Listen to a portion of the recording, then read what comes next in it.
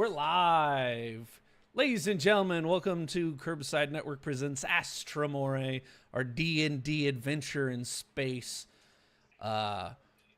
It is Black Friday. It is the day after Thanksgiving. We hope all of you have had a wonderful holiday weekend so far. Whether you do or don't celebrate, we want to say that we are thankful for you. I'm thankful for all the players here. You guys are awesome. You guys have made this one of the best games that we've had on the show so far. So thank you very, very much. We do have a couple party members out traveling right now for the holidays. So we hope to see them back here safe and sound and all in one piece. Quick shout out. This is, in fact, our second to last episode. Next week will be the season finale.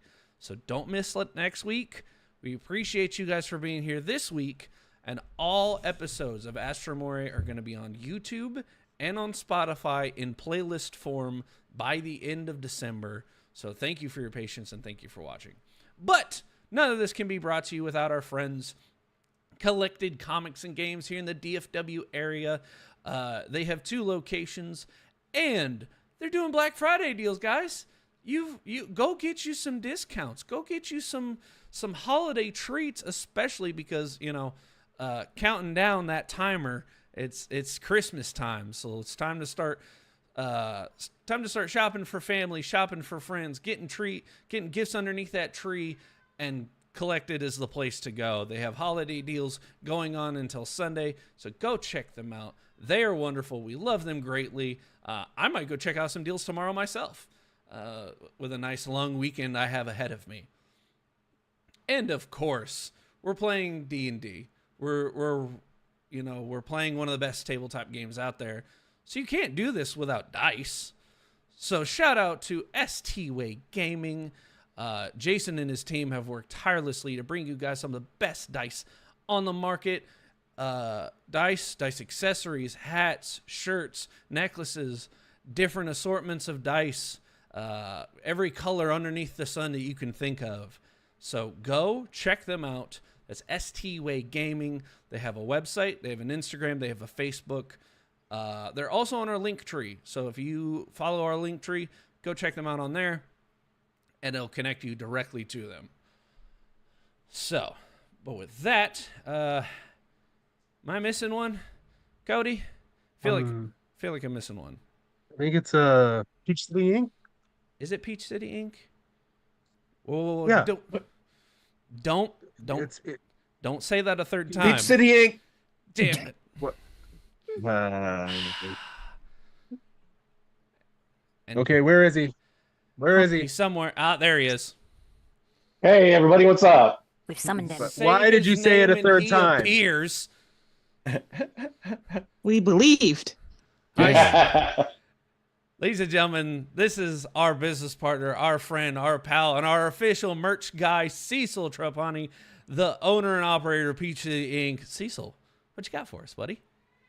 Going on, guys? So a couple of cool things coming at you from the Peach City Inc. crew. We got our brand new D&D tarot cards. We got all 13 classes, all the way from Barbarian to Druid to Spellcasters, whatever you guys play. I wanted to show you guys this really quickly. This is our brand new shirt. Just to show you how clean these designs are for our brand new tarot cards. Porthos is happy. Oh, yeah. Made this for the big man himself, Then also, we're partners with Austin St. John. This is our one of our custom designs called the Rangers of Red Rangers. So if you guys remember the Red Ranger special from the 90s, this is it. Forever Red, baby. Cool. Forever Red right there. Also, right now, what I'm wearing right now is actually our Straw Hat Crew shirt. So this is the House of Straw Hats. Very nice. We got a bunch of things that are coming out to you guys, and we got a bunch of cool things. Keep an eye on the channel. You may be seeing some of these guys wearing some of our amazing new tarot cards very shortly. So we know how to make you appear. How do we make you go away? Do we have to say it in reverse? Do we have to make you spell out your name? Whatever. Like an order form? There's multiple ways to get me away, but one thing that you guys need to do before I go away, Make sure you like and follow us on our Instagram. It's Peach City Inc. Check out our website. We have all of our brand new designs that are actually up on our website. So if you guys see something that's on there, shoot us a DM on Instagram, and I'll make sure that you guys get everything that you like. We've got all different kinds of colors of shirts, cuts, and all styles. So whatever you guys want in a certain style, we got you taken care of. And let's not forget, Cecil, you are going to be appearing at Anime Frontier in Fort Worth, Texas. That's right. December 12th, 13th, and 14th. Yep. So the weekend of December 12th through the 14th, we'll be at the Anime Frontier convention over at the Fort Worth Convention Center. Really cool thing about Peach City Inc., you guys, not just the fact that we do pre-made shirts. At conventions, we do custom-made shirts. Mm-hmm. So with our booth and our setup, you guys get to come to us. Go through our book. We've got 50 different designs. 50 different designs that you guys get to choose. Next step, you guys get to choose what color and size shirt you want. And last up, I'm going to move you guys and make you dance a little bit. We print the shirts right there on the spot for you guys. Nice. Nice. 1, 2, 3. I love a good live print. Absolutely. That way you guys are satisfied with the color, the size, and the image that you want done. Wow. Well, Cecil, thank you so much for appearing. Thank you so much for being our guy, our go-to shirt guy. Everyone, go check out Peach City Inc., especially because, like I said, it's the holidays.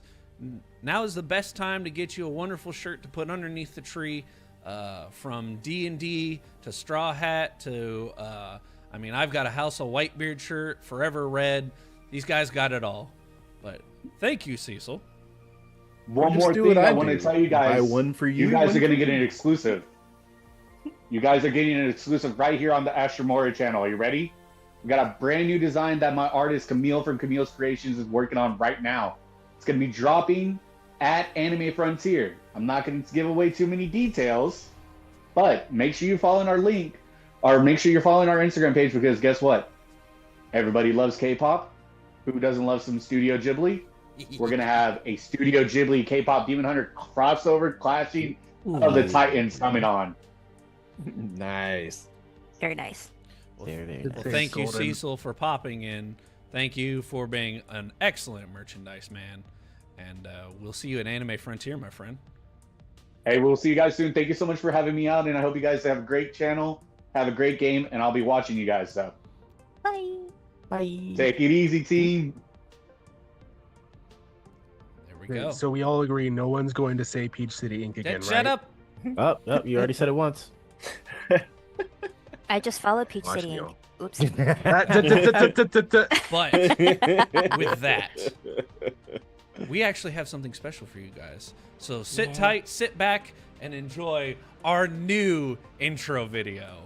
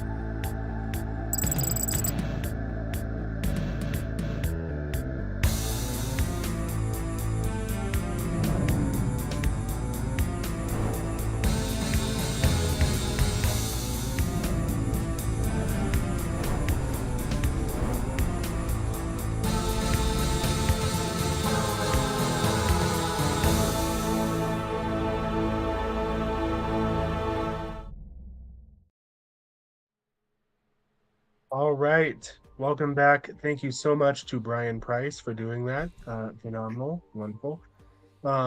So when we last left off, we were on our journey to Ravnica on way from Toro, home of the continent of Faerun, home of the Isle of Chult, where we just took out the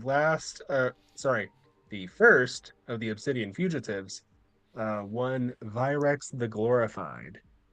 You have now Virex been the tasked Stinky. with Virex the Mortal. peace. Virex the dead. Well, things can be Virex the arranged. statue. Virex the Silly. Virex the punk ass bitch. I'm just adding HP to the next boss. Every insult that's 5 HP. Only 5? Okay. Oh no. Well, All right.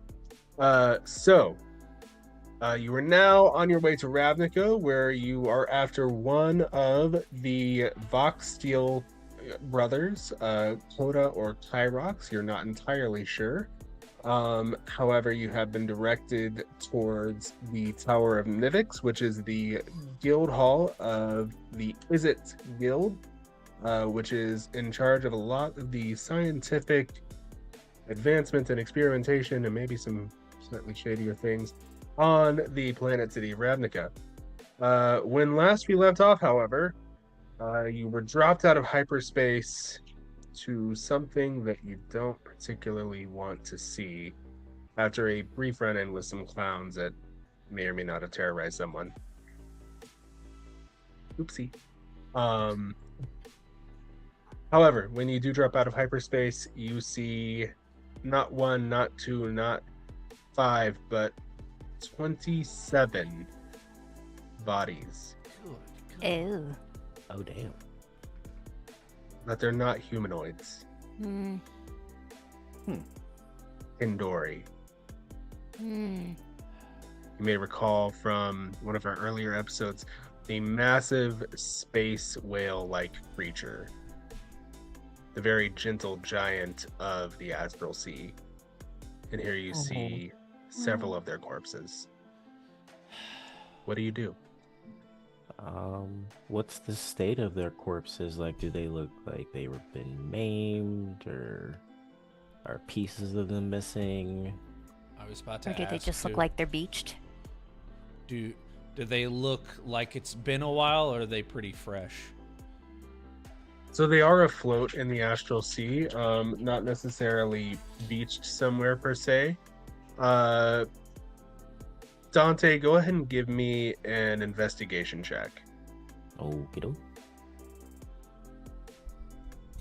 Can Porthos get And, in on this? Porthos, I'll ask for a perception check. Perception? That's 15 total. All right.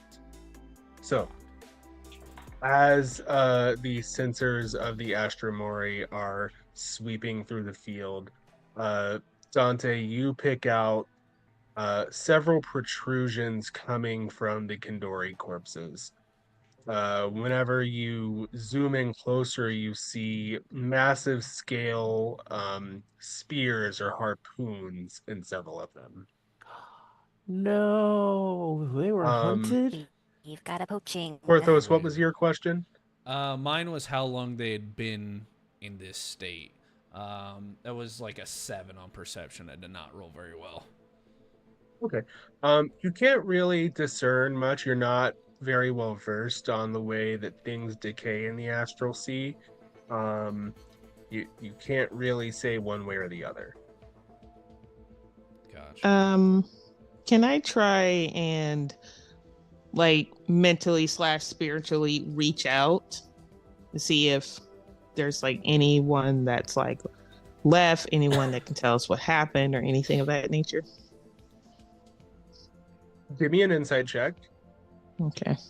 Can you? It's Kandari, right? Kindori. Kindori. Kendori. Can you spell that slower? K is in kilo, E is in echo, N is in November, B is in Delta, O is in Oscar, R is in Romeo. All right, you're I is in still Nicola. going way too fast. Just holy crap! Just say the letter. K, Yes. E, N, N D, D O, O R, R I. I. Thank you. That insight check is going to be a 25.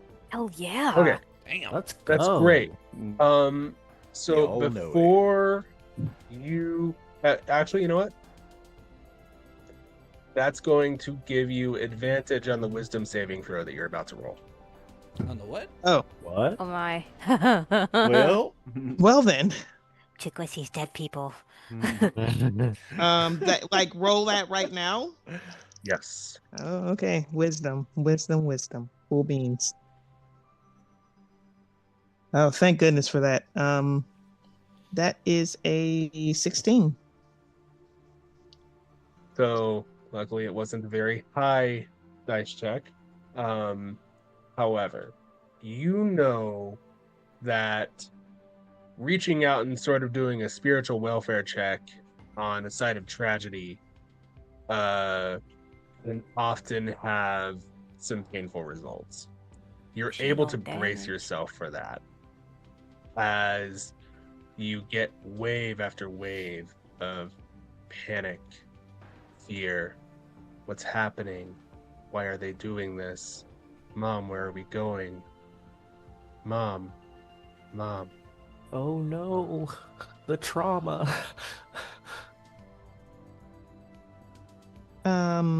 So I can just imagine as Chukwa, his hand is on like the window as he's reaching out, and with his eyes being closed, they still are, but there are now tears going down his face.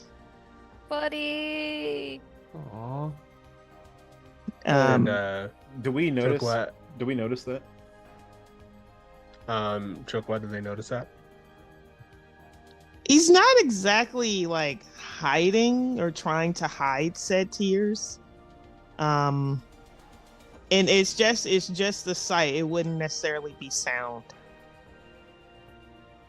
So if you like look at him as he's reaching out, then yeah, you'd see it. I think if I had noticed that his hand is up on the wall, and I'd be curious to what he's doing. I'm just looking and peeking, and Mr. Chukwa, are you okay? It goes without saying there was a great tragedy here.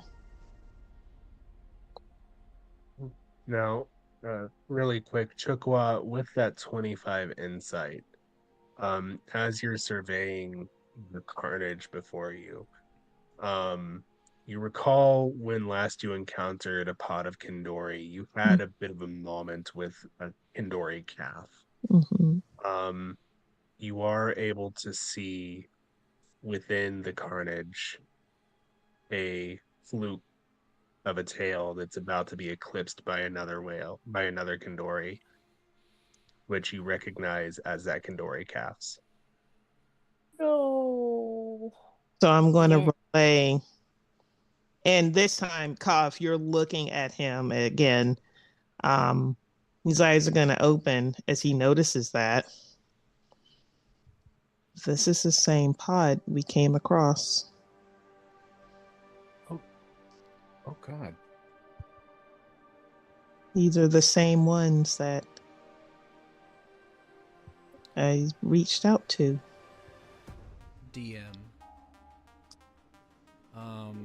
Can I roll a history check to see if Porthos would know whether or not whaling is or is not in fact illegal? Absolutely, please do so. Would Hey, that's a solid roll. That's a 19. Okay. Chukwa, you had a question? I'm going to see if it Um, affects. the it's information kind that of Porthos is along the offering. same vein of, do we know if the Kindori have a similar history to whaling as that of like in our real world? Yeah, I'm trying to figure out Yeah. what our sea rules are here. We sailing in 2000 or are we sailing in 1700? So there are heavily enforced laws surrounding harvesting creatures from wild space. Usually, Porthos, there's a branch of the military that you never particularly served under, but you did serve with some of these guys who they were in charge of making sure that the laws around wild space harvesting were followed. You are aware that the main concept is there are select groups of individuals who are allowed to harvest from wild space, particularly the Kandori. However, they are limited to the number they can harvest, as well as the methods they may use for harvest. Looking at what you see here, none of that was followed. I was gonna say I take They it went that full Moby doesn't. Dick, huh? I take it that doesn't apply to what we're looking at here. No. Are there any are there any ship remains or any kind of is there any kind of indication that, because is this in the same direction that the clowns came from? No, does not appear so. Okay. However, I will allow you to make a perception or investigation check, your choice. Perception or investigation. I'm gonna go perception. Yeah, no, that is a 10. Okay. You make out much the same as what Dante has pointed out, the protrusions, the harpoons and spears and whatnot. You can't really make out much from this angle. Perhaps if you were to get closer, you're not entirely sure.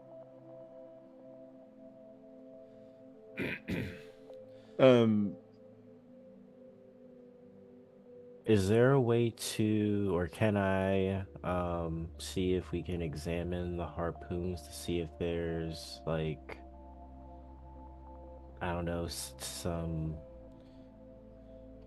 if there's like a known gang that uses that particular type of harpoon or anything like that? Okay. Do you kind of voice this to the crew, or is this a question that you're posing within yourself?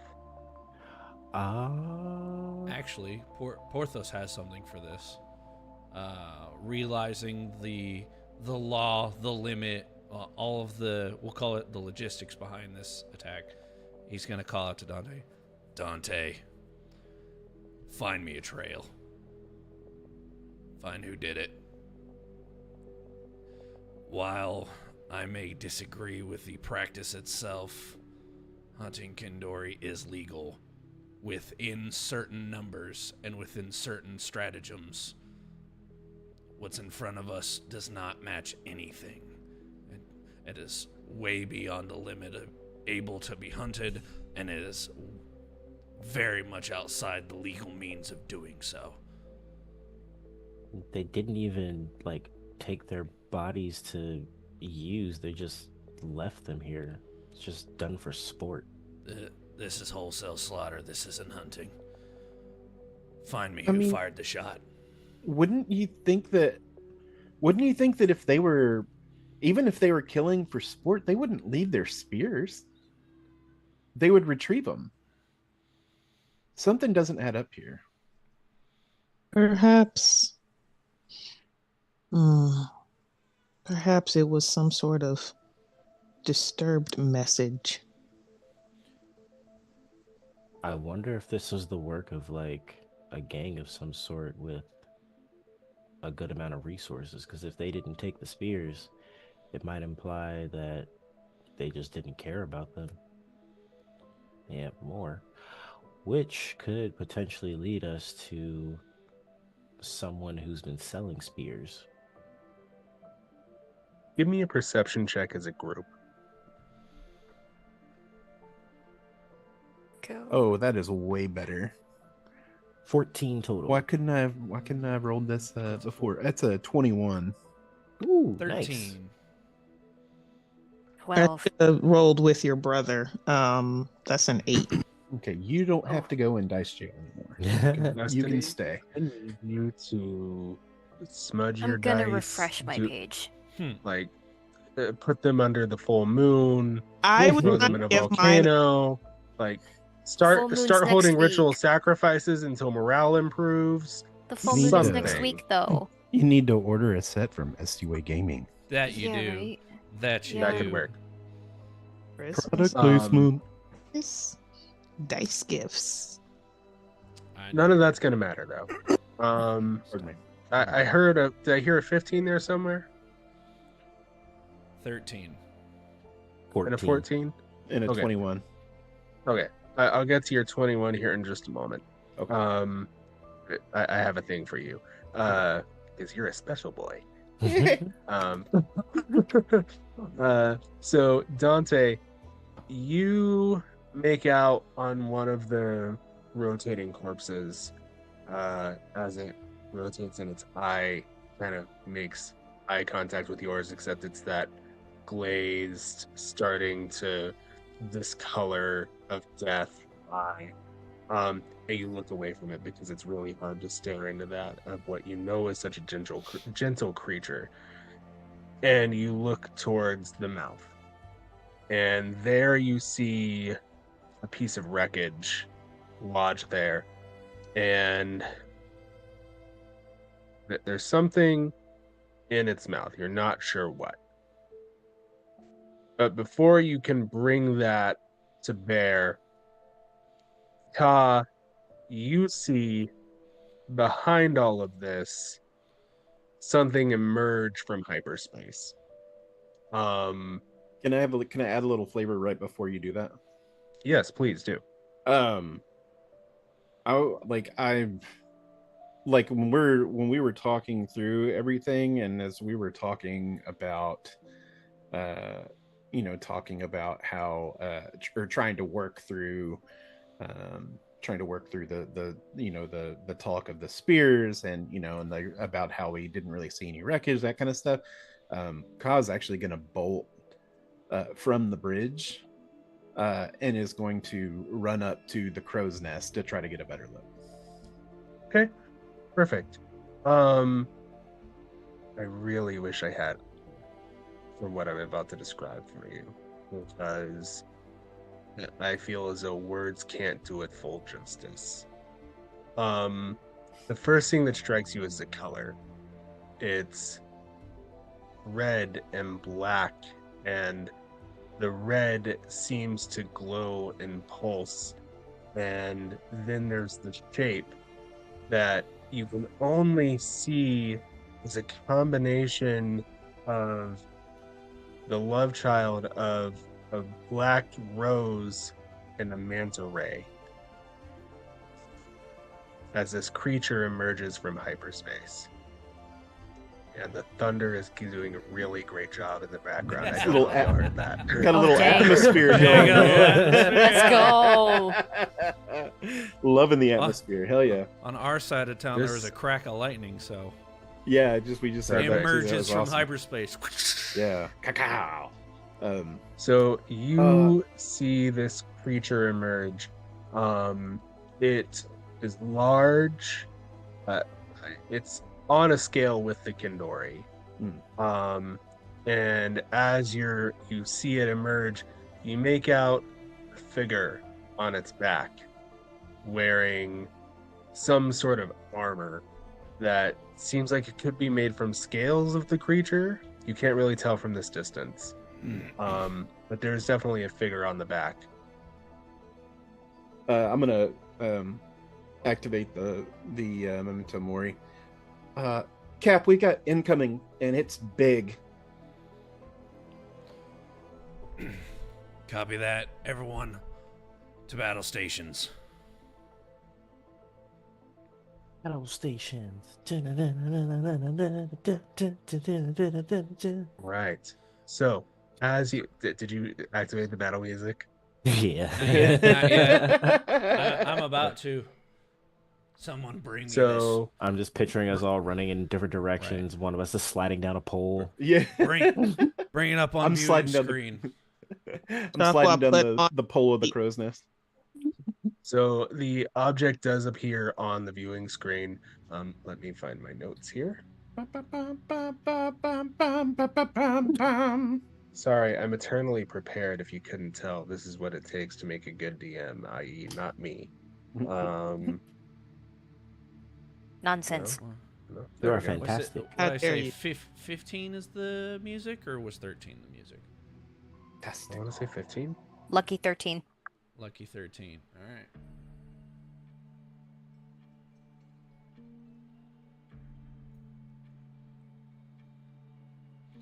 Where is it? I don't Where think is that this wasn't the one I was looking for, but it definitely fits the mood.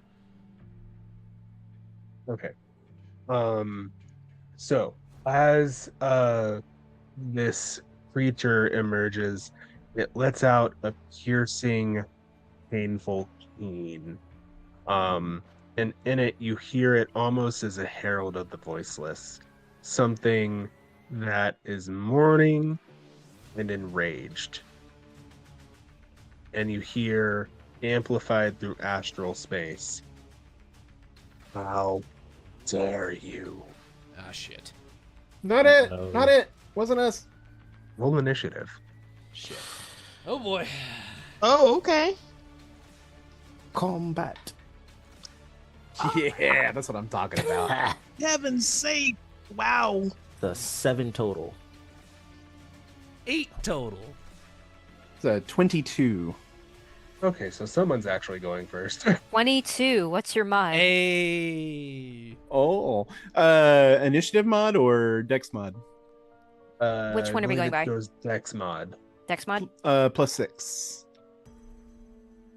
Plus 6 Dex mod? Yep. Oh Damn. no, sorry, +3. I was looking at saving throws. Okay. I +3. was gonna Plus- ask. I Plus was 2, like, it's still huh? you. Yeah, that's my bad. Right. Yep. Looking at the wrong figure. I got 24. Yeah, well, Chukwa goes first anyway. Nice. Hold him. Hold him, Franklin. And just for giggles, I'm playing our theme music in my ears, which also I think fits the mood. It slap. Yes. It doth slap. It It definitely fits does many a slap. mood. Fight. All right. So, let me roll initiative for the creature.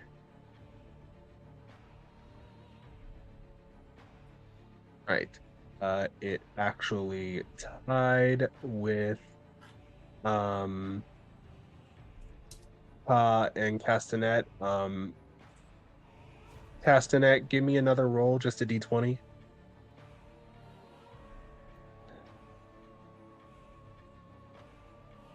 Sorry. Don't fail me, I swear. It's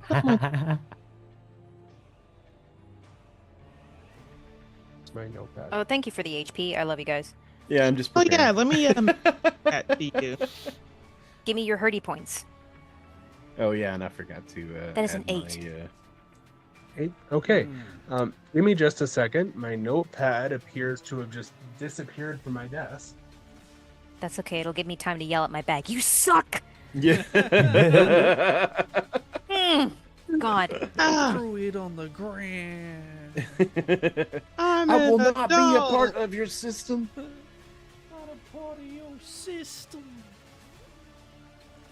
You can't buy me hot dog, man. Crying. But you can buy me, Ghost. Sponsor us, please. Yes, please.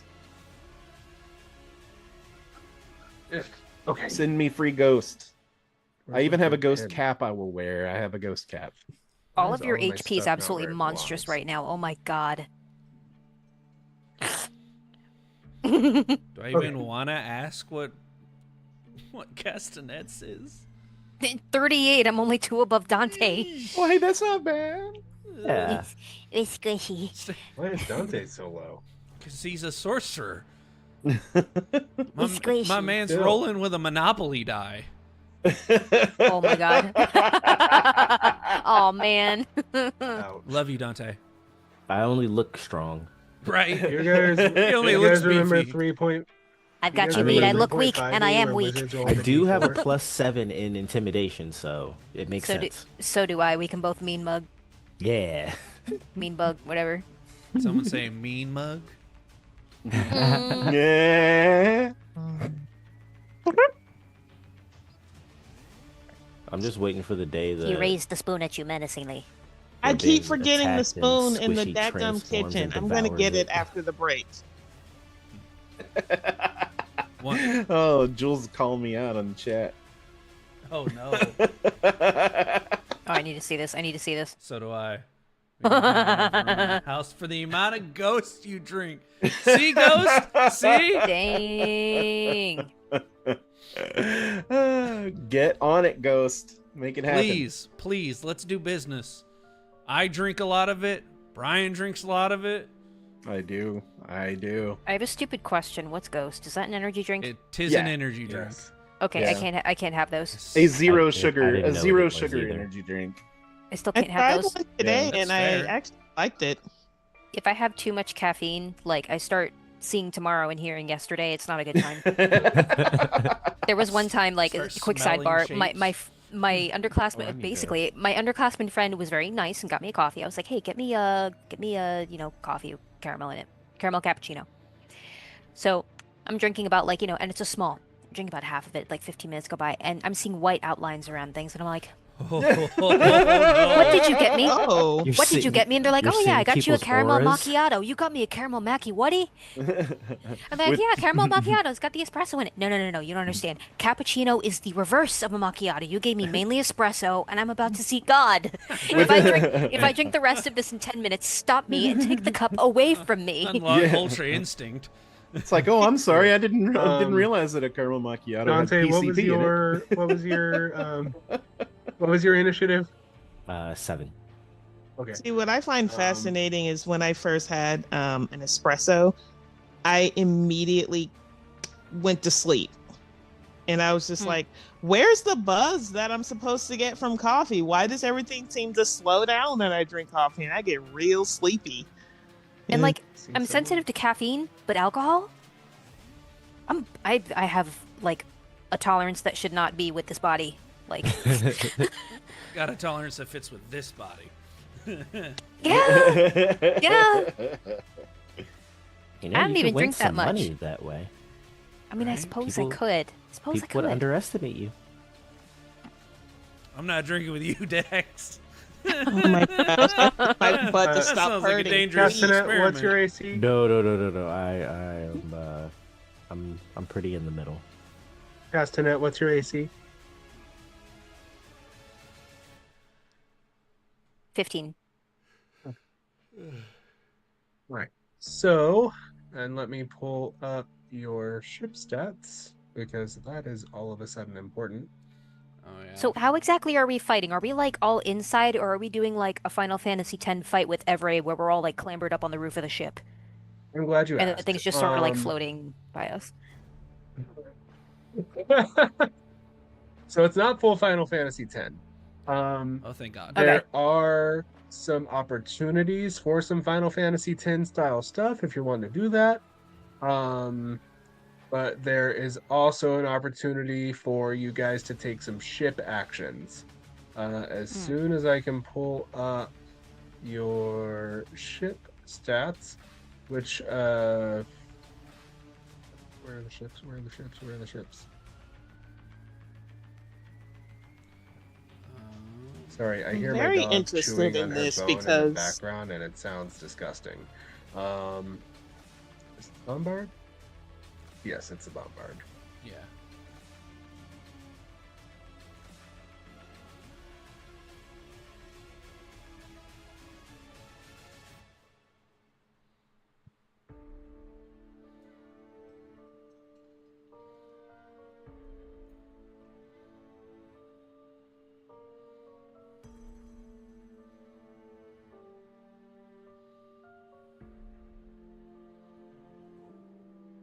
All right.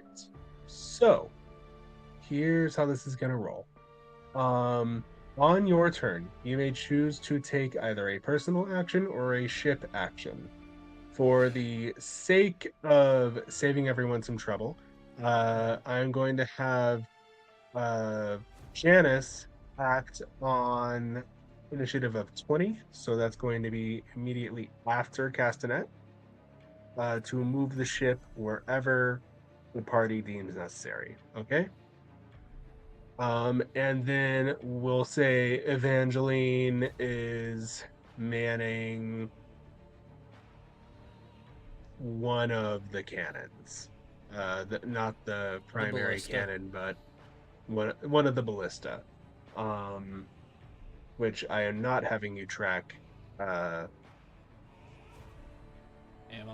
Ammo. That's the word. Thank you.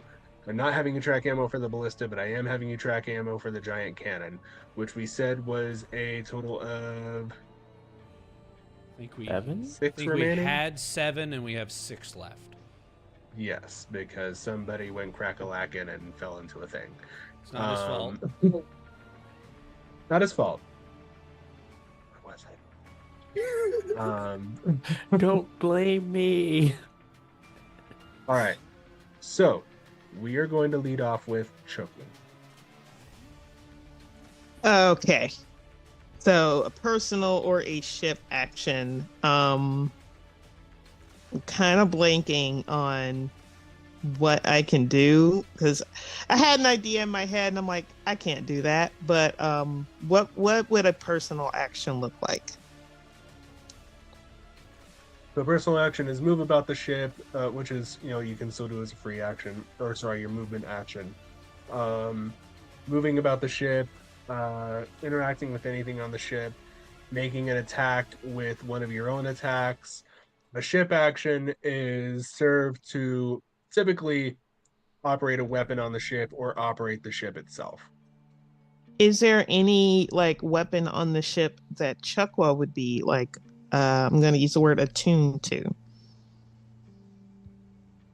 I mean, there are ballista, which you don't necessarily need to have much training to use other than point and shoot. Okay. Because I imagine that I cannot just summon spiritual hands, like a spiritual weapon, and just pow flurry of blows on the other ship. That'd be pretty. For one, right now That'd be it's baller. Hands That'd of be throwing. Awesome. right. For one, right now it's currently across the field of carnage, Mm. so you can't quite reach it. For two,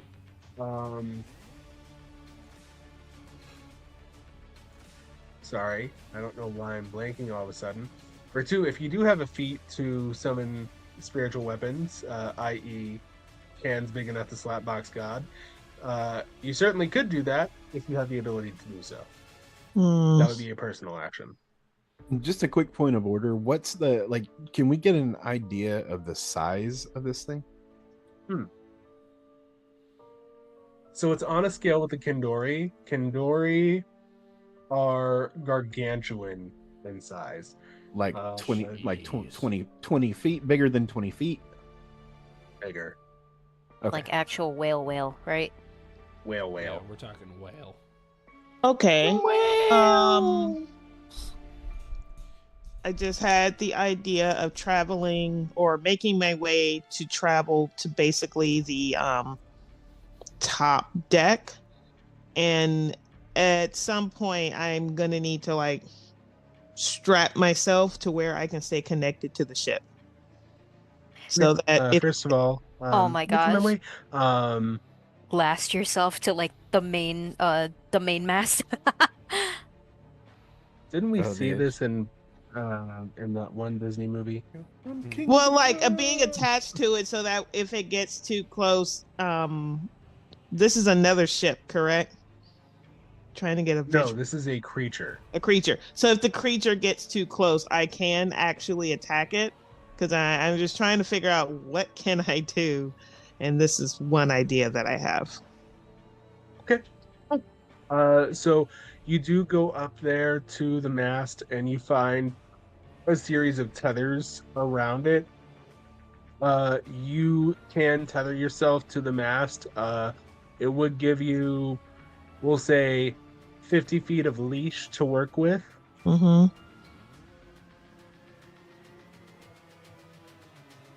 Okay. And I'm gonna ready an action. Okay. So if they get too close, I can defend with like my swords. I'm gonna have to work out a plan for this later.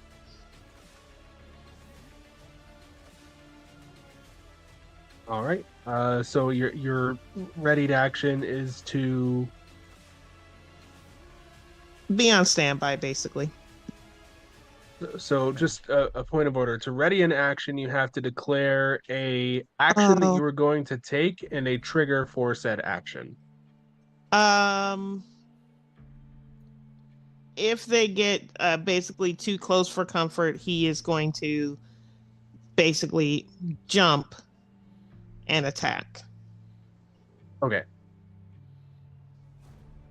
Rules is written, that's a little much for a readied action, but I'll allow it.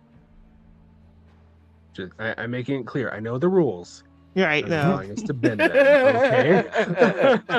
Considering you're So stupid all you with rules I've lawyers. elected to ignore them. Yeah. yes. Okay. Any I other reject actions on reality. your turn, Ka or Substitute it Chippewa? with my Sorry. own. No, I think that's gonna be it. All right, Ka, you are up. Yeah, so I'm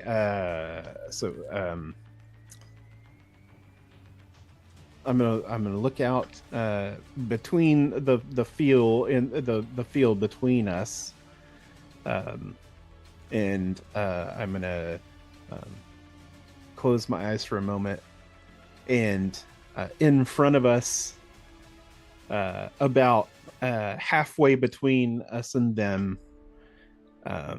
you see manifested a 20-foot version of Ka appears and says, "Whoa, whoa, whoa, wasn't us," as I cast Major Image. All right, all right. Okay. Let me look up the ruling on Major Image. Sorry, I have so many D&D Beyond tools or D&D Beyond tabs open right now. I'm trying to navigate between them all. Yeah. Says create an image of an object or a creature or some other visible phenomenon that is no larger than a 20-foot cube. The image appears at a spot you can see within range and lasts for the duration. Seems completely real, including sound, smells, and temperature appropriate to the thing you depicted. There's no sufficient heat or cold to cause damage. A sound loud enough to deal thunder damage or deafen a creature, or smell that might sicken a creature. All right. So, sorry, I'm just trying to see if there's a certain keyword in there that may I didn't alter see how this takes effect. Yeah, I didn't see anything in the description that says that I couldn't make it talk. No, that's fine. Yeah. Because it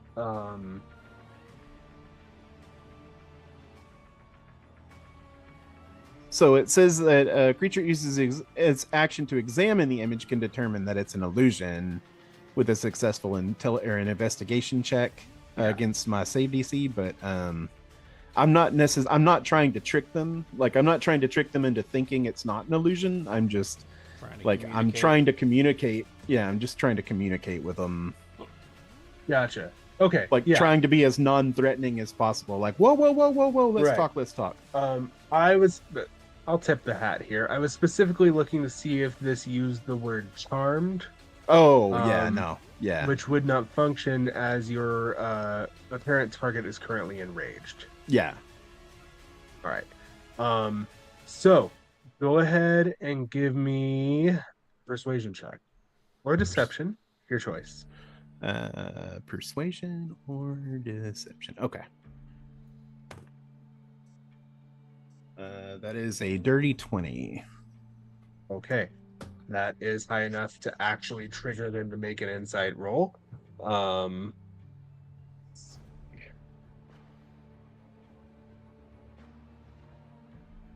almost thought that was an 18 on the die, but it was a 13 on the die. Okay. So, my old ass eyes. The creature before you started to, is that the conclusion of your turn? Yeah, hang on just a second. Let me just double check real quick. As a bonus action, just real quick, as a bonus action, I'm gonna run over to Porthos and just double tap him on the shoulder and go, "You got this!" Yeah. And give him a bardic inspiration. Little bardic. All right. And that is the Um, conclusion of my turn. Okay. So, as you end your turn, the creature before you, I'm sure everyone has seen the video of manta rays feeding, where they do the big circle loop thingy. So the manta ray rose hybrid does this sort of winding loop, and then as it comes out of it, something flicks towards you at incredibly high speed. Let's see. Who has the highest passive perception? Here's my passive. 16 is mine. I got 12. I have 14. 13 passive perception, 17 passive investigation. 16 passive perception. Okay. So So Chukwa and I both. Chukwa and Ka, you both catch that the figure that was on the creature's back is no longer there. The figure is now rocketing towards the Astra Mori at breakneck speeds, and Oh. it's coming quick. Oh, that's gonna hurt. Oh, how exciting. Those on board who are not able to see it feel the impact as it lands on the deck. And it's a superhero landing. Let's be real. We all knew it was coming. Whoa, superhero landing, superhero landing. So he went somewhere in my It's vicinity. terrible on your knees. Yeah. So this figure lands, stands up. It has a very large, very intimidating glaive in one hand. It stands up and its helmet clicks back and reveals a feminine face, and you can make out now the horns of a tiefling. Those who are on the bridge, who are also now seeing this on the viewing screen, recognize that silhouette. Is a scandal. No? No. Scandal's my- a dragonborn. He's This dragon- Oh, is- Dragonborn. That's right. That's right. One of the twins. No. However, it is One of the people on the obsidian screen. fugitives. Yeah. Before you shit. is the tiefling, Velcrix the Unbound. Yep. There we go. Shit. Crap. Well, damn. He whirls the glaive and jams it into the deck. Explain yourselves now. And her I'm voice assuming- resonates. I'm assuming the Mementos Mori are going berserk right now. They're not. Oh. Hmm? What? They're not reacting at all? So, okay, so that means she's one of the Obsidian fugitives, but she's not the next objective. We're not supposed to get her right now, because they have to be done in order, right? Correct. Okay. Oh, boy. We can't touch her right now. Mm. Or at least we can't kill her. We can maim. And send a very strong warning.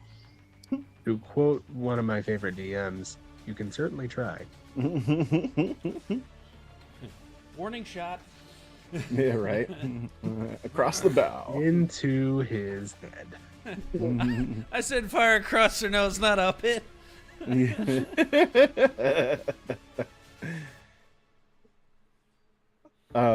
So I mean, do we still need to act in initiative now, or are we out of initiative? We can say initiative is temporarily suspended. It's on hold, depending It's a on cutscene. what you Yeah. guys say next. Alrighty. He's on the deck with Chukwa, correct? Yes. Okay. Will we say it triggered Chukwa's held action? Yeah, because she got too close. Okay, cool. Go ahead and roll to hit. Cool. With my swords and Throw them hands. that's gonna be a 22. That is actually going to hit. Oh. Roll damage. He really said explain these. It's gonna be an 8. 8 damage. What's your damage die? This is my short sword. It's a 1d6. Okay. Go ahead and roll a 1d4 for me. Oh. Oh no. 3. So subtract 1 from that. So that was 2. The maximum amount of damage your sword can now do is reduced by 2 as it is rent over her armor. Jeez. Mm. You now have a fork. Yep. Trident. She stares down at you and just her burning eyes gaze into you. That's not explaining. Explain yourself first. At that, Porthos is going to quickly jump up from the captain's chair. Stand down, Chuckwall, stand down! As he is just booking it full speed to the top deck. And Kyle will basically be on his heels. Thank you. I wasn't gonna ask, but I would like the talker to be there. It's not an order, but please come with me. As Porthos will run up onto the ship. All right, we can use our words, or we can use our actions. I know which I'd prefer. Can we all stay calm for 2 seconds?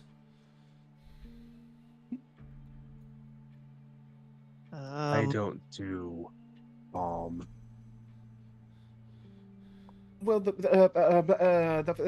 fact that you're here though means that we can at least maybe work this out. So all of this, and I'll just kind of be like pointing at all the Kandari and stuff. That wasn't us. Those were our friends. Give me a persuasion check. 17. Fucking eloquence bards.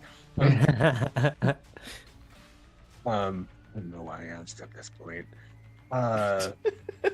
Just give it to him. She every time. looks to Ka, looks to Chukwa, and then looks to Porthos, and with the air of someone who has decided, okay, that's a person in charge, she looks to Porthos and says, "Does it always stutter like that?"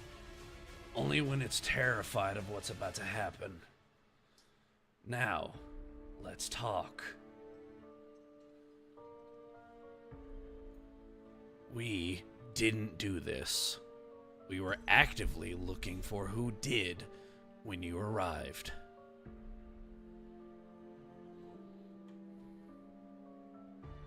I smell recently fired cannons.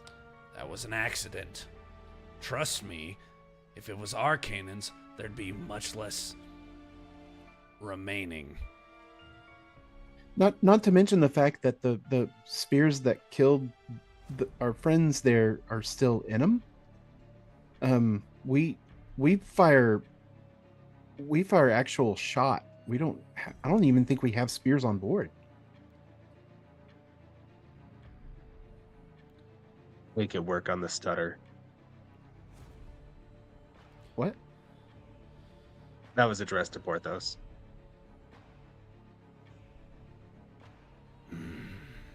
He's gonna step in front of Call. Yes, we have ballista on the ship. We have not fired them. Ever. Our main cannon is what went off. And that was almost a day ago. We did not. And then I'm gonna peek my head up over his shoulder and go, and it was clowns. We And did, then back down. we did not do this.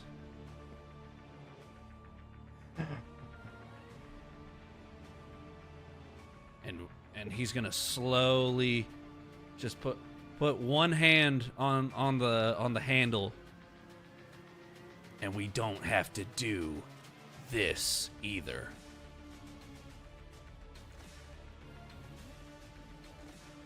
Chakwa has been staring her down this entire time. And his sword is like down, but it's still, of course, readily available. And twisted like rotini. Yeah. How did your short sword become a scimitar? Yeah. Well, he has two of them, so like the other one is. It's They're become not pasta twins salad. anymore. So Chukwa, as you've been staring her down, you've also been staring down her glaive, which is just right here, like right there. And she pulls it away, does this artful flourish, and then stores it on her back. And when she Not that does I think it that, would do anything, but I've seen enough damage here as it is. when she puts the glaive away, is when he steps back, puts his sword away. Now, out of, we'll call it respect. Because did the ship alert us to who this is, or did we just know? You know, because Okay. the ship displayed silhouettes and portraits of 6 of the Of the 7 seven. obsidian fugitives. And it's, I'm sure I misspelled it. Velcrix? Velcrix. You did not misspell it. Well Hey, done. let's go. Ooh, Good job. Thank you, phonetics. Right? orthophonics. Now, with respect, for now, I assume you're Velcrix.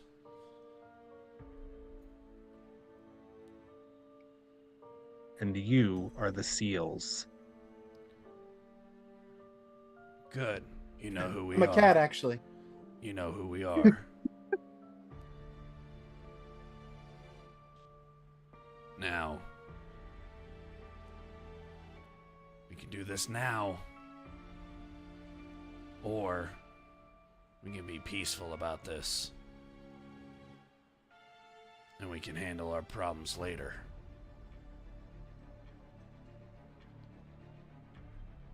You misunderstand the situation that you're in. Oh, I'm fully aware of the situation I'm in. I'm after 7 fugitives, one of them standing in front of me.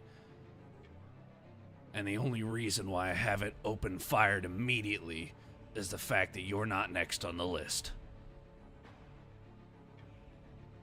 She walks towards you and That with every utmost step, confidence. every step, the hand gets gets more and more grasped on the handle of his guns. She is coming right up towards you, and she actually grabs your hand and puts the gun to her forehead. Oh, Pull the trigger. I ship it. Oh my god. Hold on, I gotta write that down.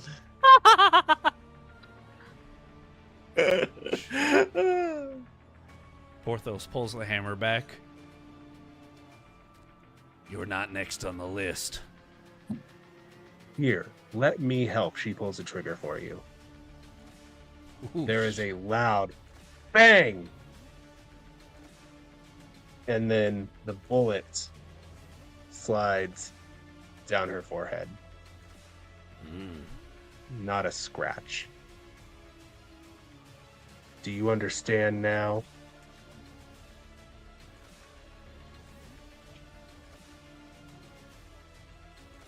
With the most respect due.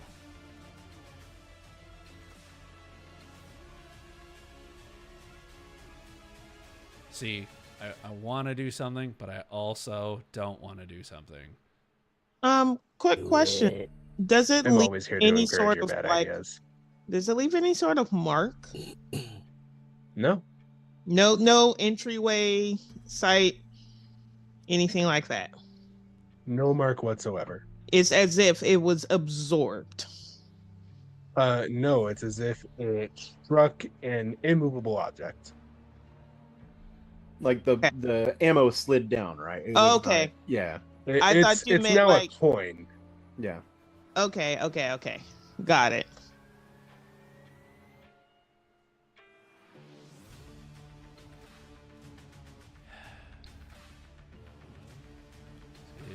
See, both me and Porthos, as a man of science, wants to pull the second gun and really test the theory, but at the same time, he knows if the second gun don't work, then this fight's going to be really, really difficult.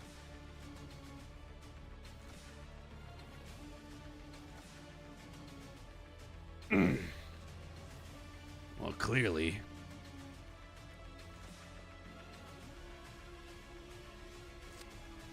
it shows that you're not the priority here.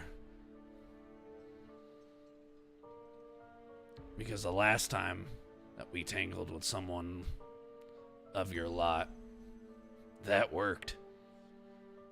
Even though they were immortal, even though they thought they were a god. And he'll just, like, well, no, because it would be, he's still rocking the double barrel. He'll pop the barrels, reload, and then put it back in his holster.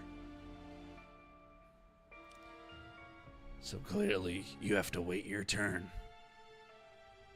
What are you doing here? Them. Say that one more time. We couldn't hear you. Sorry. I came at them. It was too late.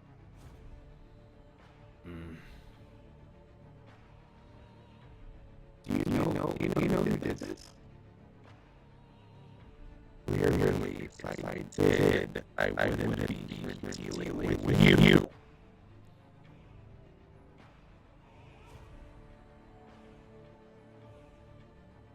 What happened?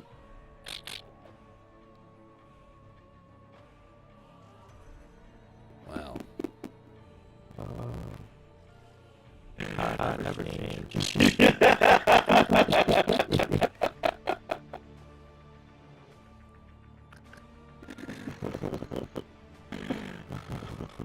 then I've only got two things to say to you. The first one, call me a man of science, curiosity. Why were you in the obsidian vault?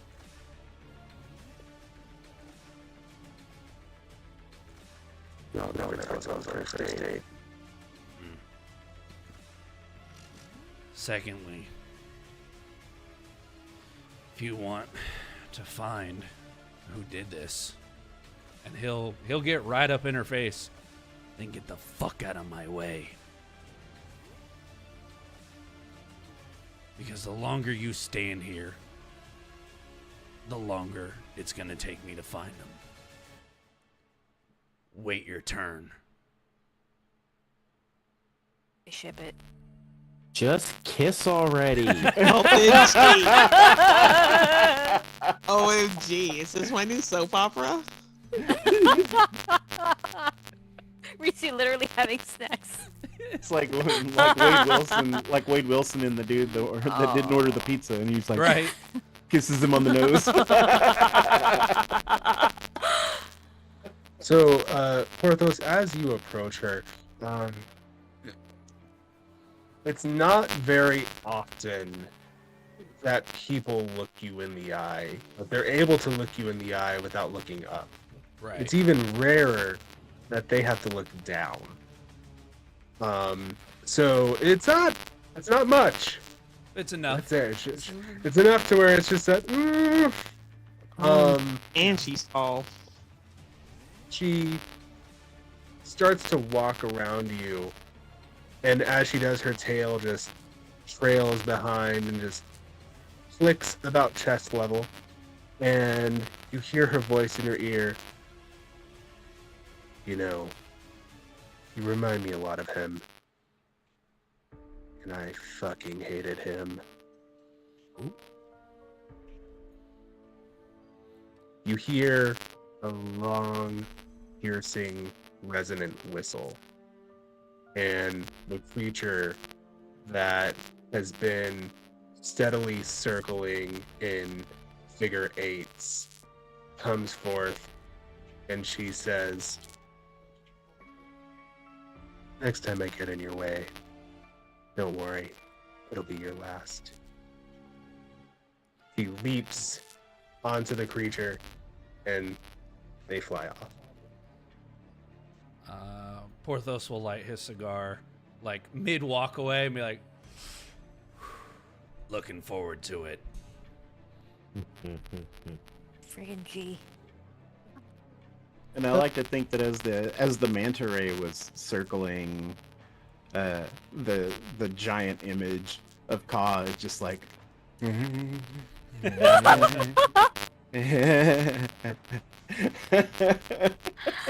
Oh my god.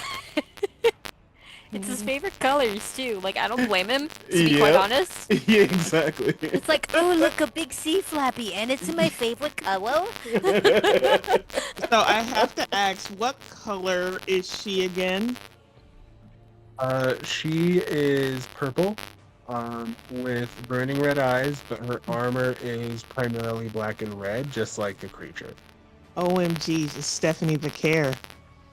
Shit. Is it too late to ship it? Yeah.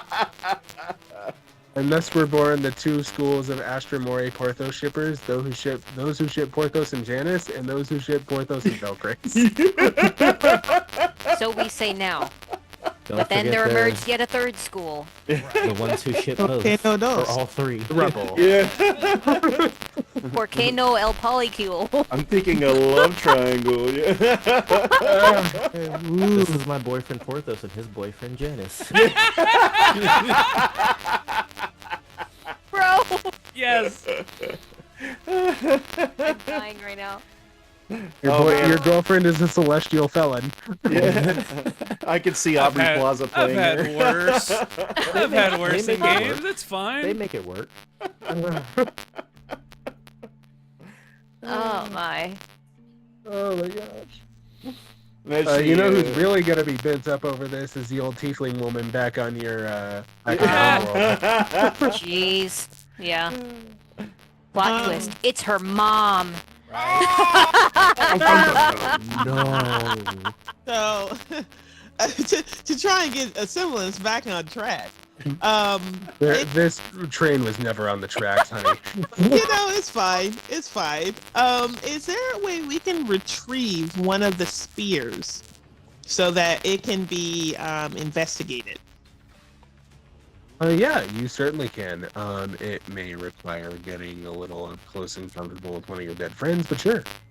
If you're ready for that trauma, I am. No, Chuckwad's totally gonna do that because he wants justice served. So Hell yeah. he's going to Captain Porthos. I believe we have some evidence to collect. That we do. And I'm still tethered, so how close are we? Can I jump, or we're gonna have to navigate closer? Porthos will hop on the Memento Mori. Janice, bring us around to one of the bodies. Does it have guns or does it have like a little grabby? I think we only have guns. Just guns, no grabby. Okay. Yeah, no grabby. Okay. Yeah. So But, one of us is gonna or- physically get out there and do this. Janice is a good enough driver to pull up like next to one, and then Chuckwalk can just jump Oh yeah, up. yeah. We can parallel park. There, eh? Um, I'm just seeing Janice, Janice looking at the back seat camera, the reverse cam. Like a glove. so Janice is he kind of looks to Porthos. He's like, okay, anyone else see the tension in that? Now, Mr. Crate. Okay, look, I'm just saying, if you want me to pose for the cover, I will. And he pilots. I'm writing these down so I can clip later. I'm weeping right now. I'm weeping. He pilots the Astra Mori. As he's doing it, he's kind of like, whenever I was learning to fly, one of my things was I used to be able to park a ship in between, a set of shoes. But then I just kept getting bored with it, so I started making smaller and smaller shoes. Have you ever had to ask a pixie for a pair of shoes? And then he's just sort of idly, like, just mouth vomiting, like, words at this point. And then just All right. Do I need to put the flashes on? I'm gonna lean over to Captain Fortos and go, I think I'm rubbing off on him. Castanet's Heard gonna that. mutter to herself, I knew I should have made some more sedatives. Porthos starts grumbling in Sylvan. Anyone who can speak Sylvan assumes his flurry of curse words. I'm hearing the dolphins from SpongeBob. I'll take it at that. It's like anyone that, because I literally just finished season 2. Anyone that watches Hazbin Hotel, anytime Vaggie starts speaking Spanish, that's what it sounds like. Approved. I'm gonna have to Google that. Do I need to Right. make? Oh, sorry. You're probably gonna answer my question. I was just gonna ask. So you're now parallel parked with a dead Kindori. What do you do?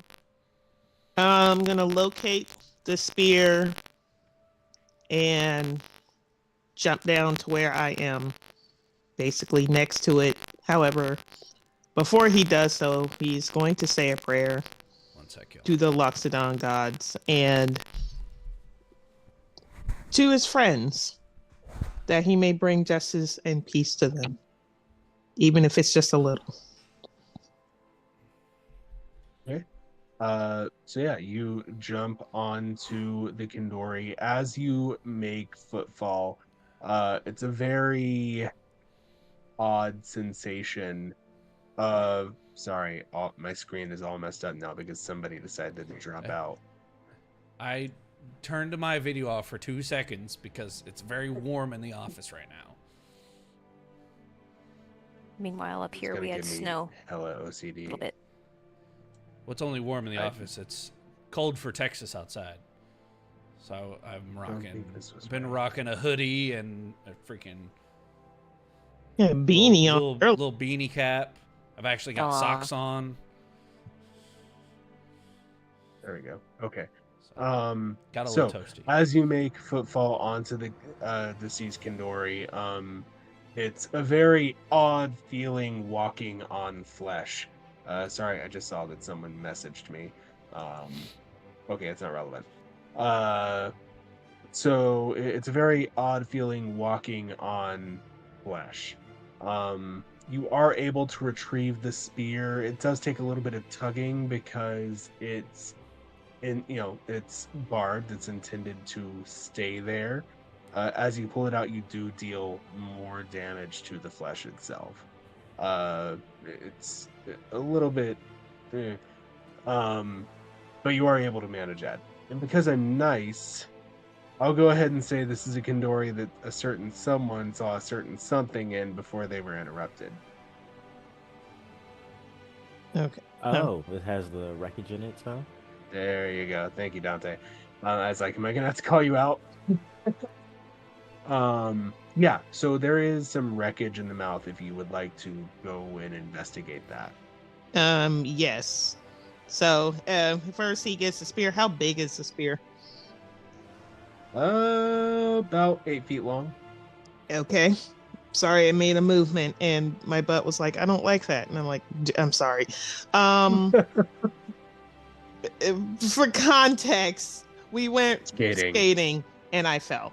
So he's gonna jump back up to the deck. He's gonna place the spear down. He's gonna go back down so that he can investigate that wreckage. Okay, yeah.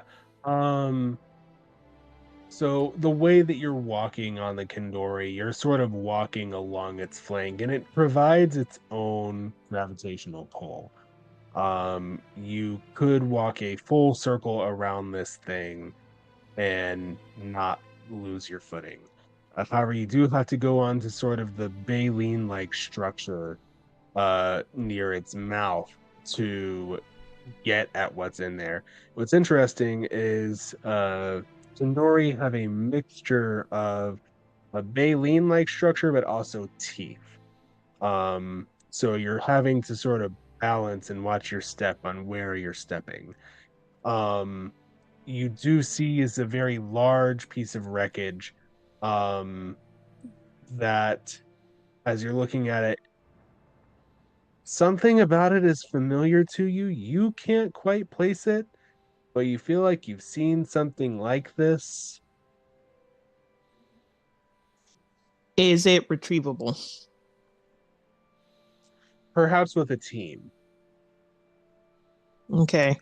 Call us out there to help. Yes, I'm gonna be on the Memento Mori and say, Captain Dante, I believe I will need some help. On it.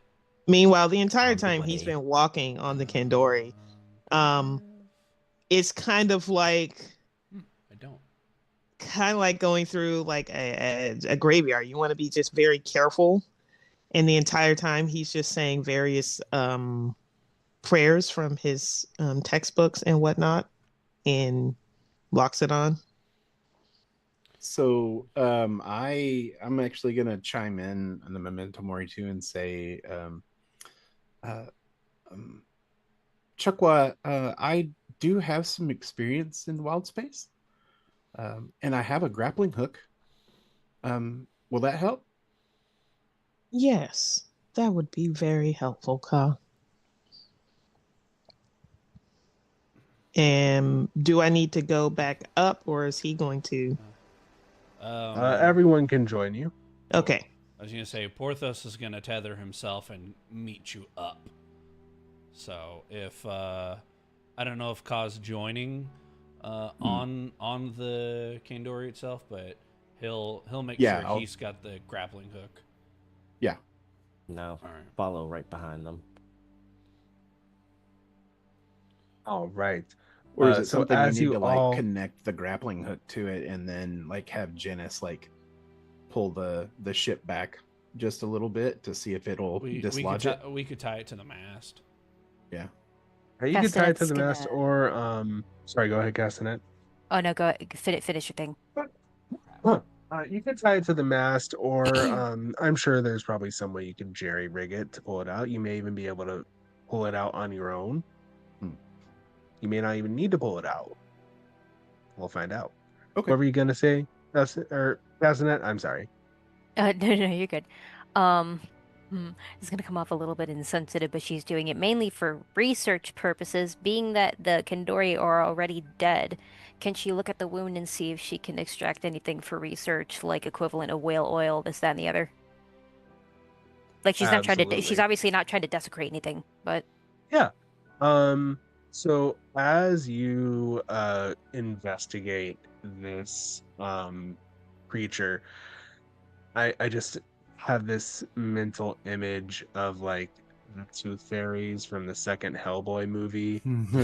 How they move across something. That's how I picture Castanet moving across this, but I know it's probably not anything like that. It's that's just okay. the insectoid like movement. Yeah. But as you're moving around, you start to see that most of the parts of a Kandori that hold high value that can be gathered immediately without waiting for, like flesh to decay or something, or flesh to be rendered or removed. All of those had been over. So Okay. you see up near the head area, there's a large, I believe the word I'm looking for is cannula, that has been bored, where it seems that the ambergris fluid that is in that area has been extracted. You see a lot of like some of the larger fins have been severed, that may be utilized in certain cultural medicines or dishes. Most of the things that can be sort of smash grabbed off of a whale corpse, off of a Kandori corpse, have been smash grabbed. So, would I know by rolling either a survival or a nature or perhaps a history which cultures might be known for doing these sorts of things, or like the way in which they gathered them? Absolutely. I will allow survival or history, whichever you'd like. Okay. I'm gonna do a history. Okay. Don't suck, don't suck, don't suck. 24! Boom! Oh, Nice, nice. So Castanet's So- gonna look back at the group and just relay what she's found, saying, well, not to desecrate things, but I figure so as not to be wasteful. I was going to harvest a little bit of oil to maybe use in some medicine, but based on what I see here, it looks like whatever thugs did this already did the job. There's nothing for me to take. And to add into your information, get ready for a lore dump. There are a multitude of cultures that utilize Kindori. Tabaxi are well known for their Kindori hunts, but for them, it's a very much a cultural sort of reliving their history, living in their culture, and they have a specific way they go about it. It's very humane. They focus on only separating out the old or weak, only taking what they need, and they make use of every portion of the Kindori. You know that in certain parts of clown space, even the clowns will use the Kindori as a resource. You know that Kindori that die of old age often end up decaying in the astral sea and become a food source for several species across the astral sea. None of that aligns with what you see here. So she's also going to relay This- that to the group. From what I can see from most cultures that I know of, they don't do this sort of wholesale slaughter. They usually do more culling or thinning of the herd, and some even use it for ritualistic benefit. This is nothing like that. I mean, we've used them for survival, but it's not. This is sport or cruelty. This is a down and dirty smash and grab. I've never in particular seen it in person, but there are branches of the military that fight whaling and make sure that stuff like this doesn't happen. Being this far out in basically unclaimed space, they get away with more. Based on what Velcrick said, if said branch of the military investigates these sort of things, and if she just got here, I imagine this must have just happened, and word might not have reached their ears. I would like you to give me a. What did we say you were using for navigation? Survival. Survival. Hey, give me a survival check. Okay. And if you do not already have proficiency in it, you may add proficiency to it with the use of your wild space orrery. Yeah, I have proficiency in it. That is a. Oh, good lord! I have to do math. 24. 24. Okay. You actually have to correct the captain on something. This is not unincorporated space. You are very close to a lot of civilization right now. Castanet's Yeah. gonna turn to Dante and say, does this look like anything the Simic Combine would do?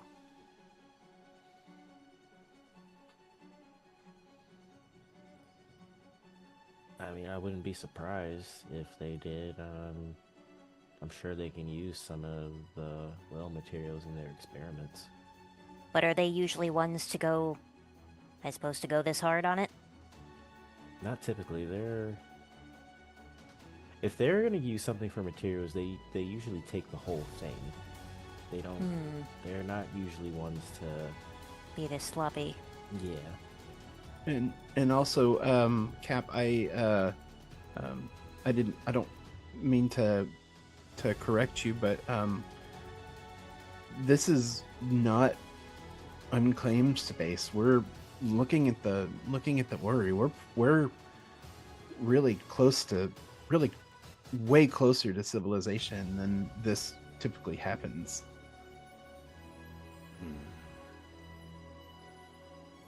It makes me wonder if they've been outsourcing a little bit to get some of their materials. I mean, does anybody like this? Seems very amateurish to me. Maybe somebody looking for a quick buck. Perhaps, This what is the word? Bounty hunters. this close to civilization would be Poachers.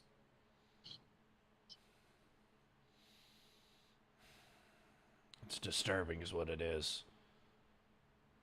Yeah, because And even risky. even seasoned bounty hunters and everything know not to do this close. I mean, that's a recipe to get busted or This is the killed. work of thugs. And as you're all talking about this, you all approach the piece of wreckage that is in the Kendori's mouth. You get there, and Ka and Castanet, you both recognize this as something you've seen a few times. Castanet probably more so than Ka, because Ka, you haven't had the performing life so yet that Castanet has had. But you know, you've done the research, you've seen the gear that you want. This isn't it looks like somebody took the idea of an amplifier and twisted it into a cannon. Mm. Some artificer bard hybrid. I'm gonna say, can I roll an Arcana on that? See if I would. Captain, would this understand? have any similarity to that axe of shredding? Would it share any sort of the same technology, therefore we could trace it back to who made it? Yeah, I'd love to roll Arcana I on that can one. accept Arcana from Porthos, Castanet, and Ka at this time. Okay, cool. So Chuckwal's been working on securing the wreckage and the grappling hook and everything. Mhm. Do I need to make a dex check for that? No, just DM handwave that, just for ease of use. Coolest Not beans. a high Arcana, so I'm gonna roll that Bardic before it goes bad. Hey, that's a good Bardic. So that's dirty 20 total. Thank you for the Right. Bardic, Ka. Yeah. Sorry if I just flashbanged anyone by hitting my microphone.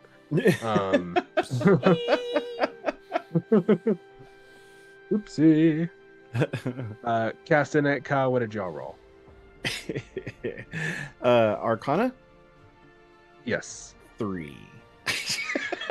Womp. Cool. What? Yeah, Castan- that D20 got put in dice jail. Oh. Castanet has a 19. Okay, awesome. A 19 and a dirty 20. Okay. Ka, you know, you've done the research onto the gear you want. The research kind of ended at loud thing, make loud sound, go boom. You're kind of like, Yep. not sure Yep. what's going on here. Castanet and Porthos. You two see that this is some sort of sonic weapon. It looks as though it's been hodgepodge together isn't quite the word, more like kit bashed, where somebody has taken various items and smashed them together to create this. You do see, as you're investigating, various logos. Chief amongst them is the Vox Steel Industries logo that you are familiar with on both the soundboard and Ka's acts of shredding. In fact, as you're looking at it, you see components from all of these have been included here, along with several other components that you can't quite identify offhand. Yeah, Castanet's antennae are gonna give like a little satisfied little near. She's just gonna be like, well, if I haven't seen these before, do you see what I see? Oh, yeah, I see it. Someone took Ka's idea. Sorry, my cat hair stuck to my microphone. Someone took Ka's idea, amplified it to 1,000, and then Frankensteined it together with something that I would build in a laboratory. Those dicks. So, a DM question. That hole that's in the middle of the head to drain the ambergris, was that actually something drilled to go in, or was it the amplifier in the mouth go boom? This appears to have been something that drilled in. Okay. That was partaken based on the lack of heavy blood around the area. A relatively short amount of time after the Kandori's cessation of existence. Is Giddy. Not necessarily. Basically, what I'm trying to say, it was dead when it happened. The amplifier was put in after it was dead? No, sorry. The hole for the ambergris in the head was happened after it was dead. Got it. Okay. Does it No, look the at all amplifier is a to plant, us? y'all. Yeah. Sorry. But I mean, does it look at all like the amplifier was something that the Kandori, like tore off in the middle of a fight with whatever that was, or is it just something that was left there? The way the wreckage is situated within the teeth, and looking what Porthos sort of notes with his high passive investigation. Porthos notes a slew of marks along the Kandori side that he can only describe as defensive wounds. It looks as though this was taken off in a struggle. Or wonder if they set it off and then the Kandori immediately were like, nope, that's a problem. Gotta attack that. And that's why it's in their mouth. Animals reacting to a noise. Only for them to be shit. Oh, I wonder if they use this to lure them in, and that's when they started harpooning them. I wonder if this was some sort of test. Testing some kind of new mechanism, some kind of new artillery, new invention, whether it be some sort of decoy, whether it be some sort of sound weapon, whether this was a test run to see how effective something could be. Seems pretty effective, if you ask me. So, yeah, I see where she's getting kind of the lure idea. If you said the technology for the soundboard was there along with the amplifier? Yes. So, sorry, clarification.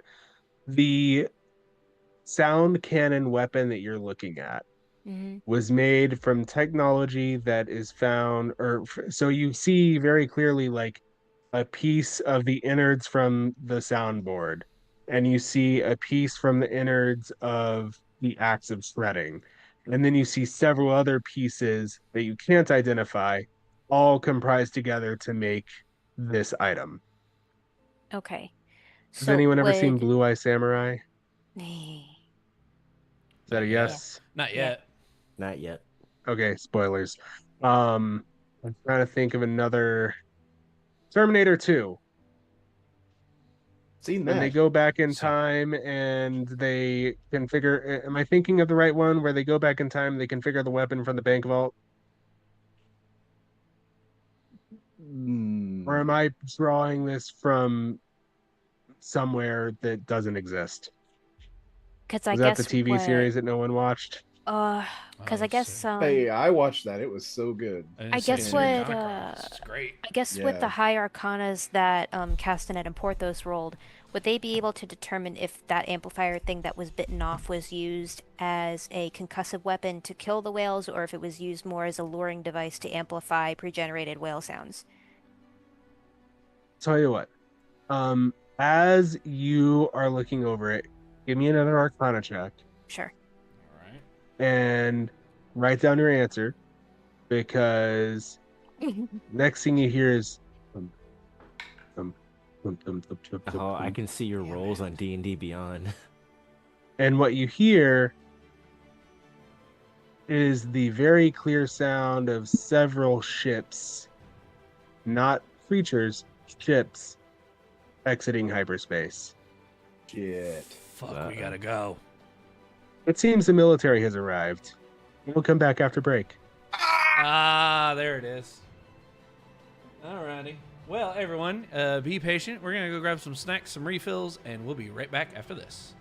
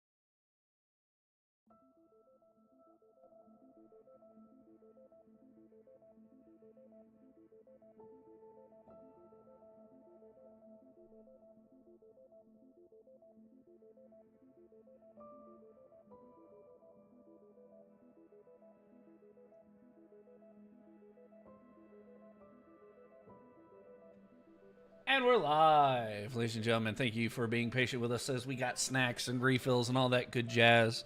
And you guys got to watch some fun ads, courtesy of Twitch. Help us keep funding the channel, please. Thank you. But with that, Cody, floor is yours. Take her away. All right. So when last we left off, you had just investigated the object that was lodged in the... Jesus. Sorry, thunder. That loud. Tis storming here in the DFW. Atmosphere.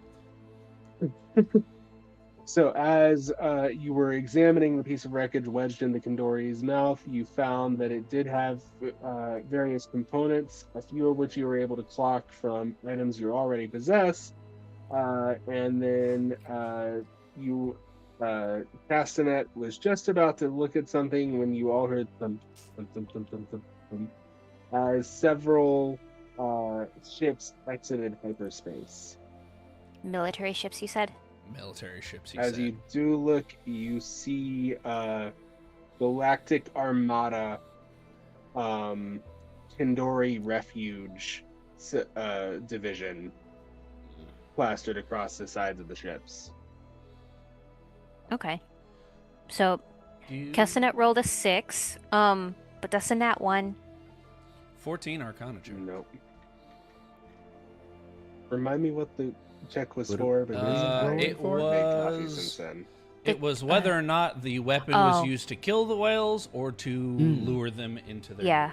Was it boomstick or was it lure? Yeah. Or was it lure soundbox? Um, Apparently, I thought it was a toaster. Castanet, you're not entirely sure. You realize as you were examining it that you were looking at it upside down, and you reposition yourself, and that's whenever the ships enter and kind of distract you. Porthos, you were looking at it right. You sort of had it oriented in your head. You see that this is more so a damaging item than it is a luring item. Got it. It's a boombox. Where it may not necessarily Emphasis on boom. Actual boom. Right. Yeah. If it were not necessarily damaging, then it would also maybe have a go away factor with it. That's your take from it. Got it. But you hear over loudspeakers, "Put your hands up. This is a Galactic Armada." All right, everyone, back to the ship. We will slowly, hands away from the holster, go back to the, slowly try to, float down to the not the bridge, the hull of the Astra Mori.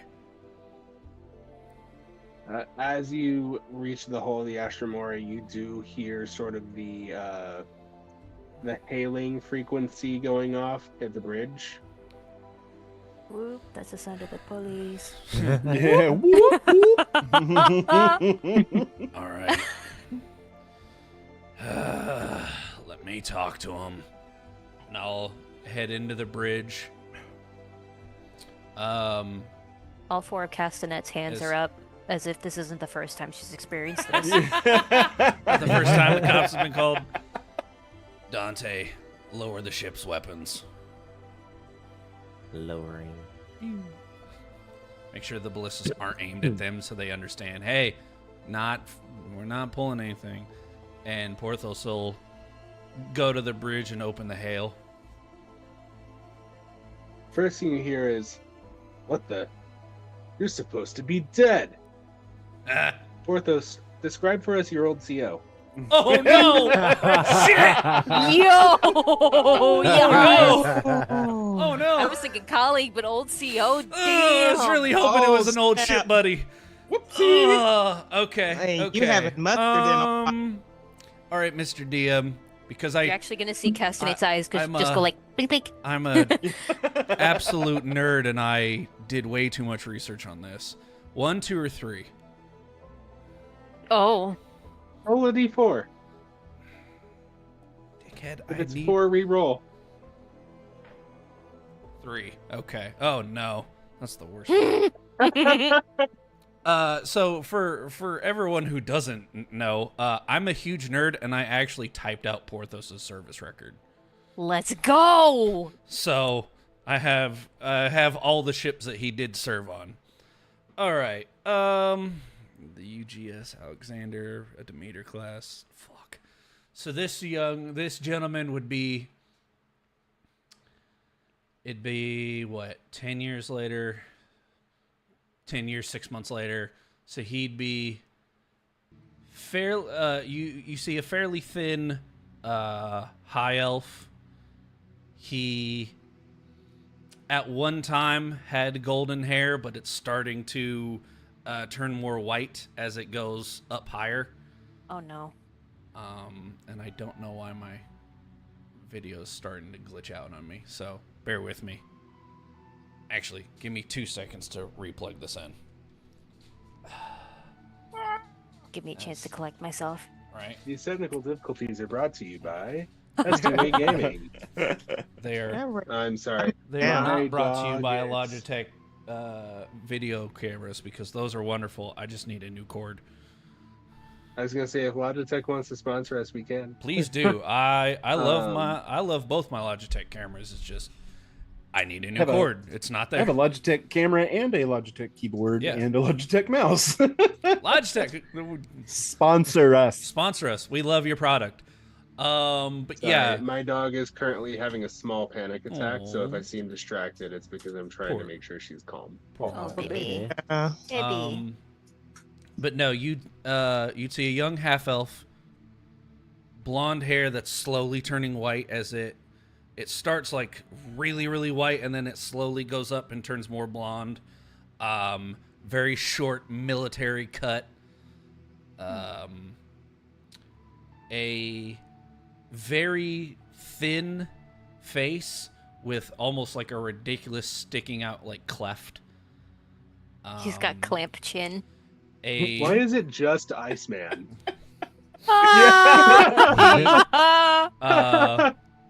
with Iceman, but elf. with very very dangerous. blue eyes actually. And just a smidge, like a smidge, if you can see it in the light, a little bit of peach fuzz on the lip. Not enough for anyone to see it unless he's aimed a certain direction and the light's right. Okay. Okay. Well, Captain, it seems you've gotten promoted. I'm sorry, I hear someone talking in the background and it distracted me. You know, Great. So well, Captain we Susie hired a got new the- voice actor. Like what? right? I was like, whoa. Last time Didn't know I did ventriloquy so well I didn't even do it consciously. Last time I saw you, you were on the Alexander, ruining my life. Oops. So it would appear you did not learn your lesson. Oh, I learned. I got the fuck out. What brings you into this wonderful space? I was hoping you would be able to tell me. Well, Yet again, you are a disappointment. well, now I can tell you, once again, you still are. Seems we both got promoted. You were commander last time I saw you. Now we're both captains. Congrats. And I know you were absolutely heartbroken to hear my, imminent demise, but here I still am. Sorry about that. Sorry you weren't the first one called, by the way. It makes no difference to me, alive or dead. The only thing I care about is what you're doing with 27 Kendori corpses. You not caring about something. That's wild. Anyway. The reason that I'm here is because my crew discovered this scene and we were investigating what did this. Believe it or not, you're not the first person to come by and with questions of if we did it or if we didn't. So I'm just gonna skip to the part where we didn't fucking do it. We're trying to figure it out. Are you gonna help or are you gonna hinder? Sassy.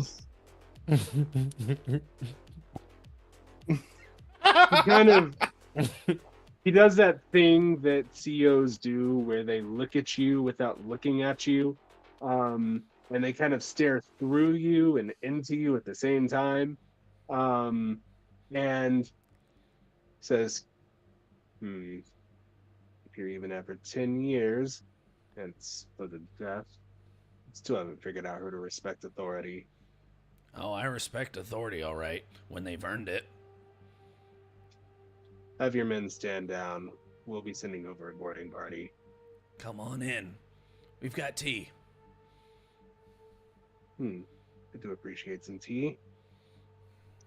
And you hear the gangplank extend down, and there's this sort of joining as the ships align with each other. Everyone stand down, especially you, Chukwa. Evangeline just kind of standing there like, so I don't shoot them? No, unfortunately. Really? Because the elf guy's kind of a prick. You should have known him when I worked for him.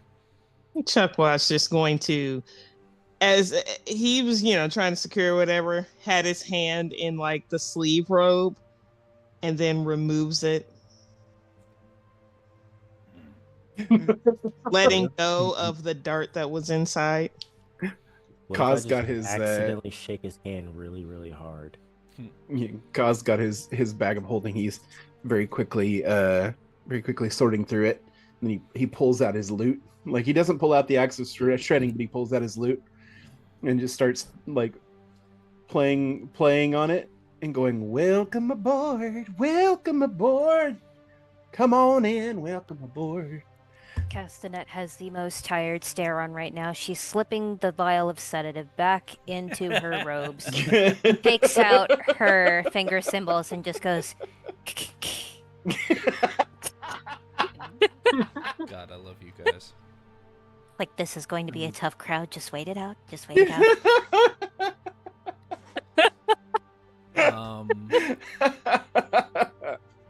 Cody, does Porthos recognize any of the boarding party? I'll say you recognize two of them. I'll let you tell me which two. All right. I'll say that one is fairly familiar, one is only in passing. Okay.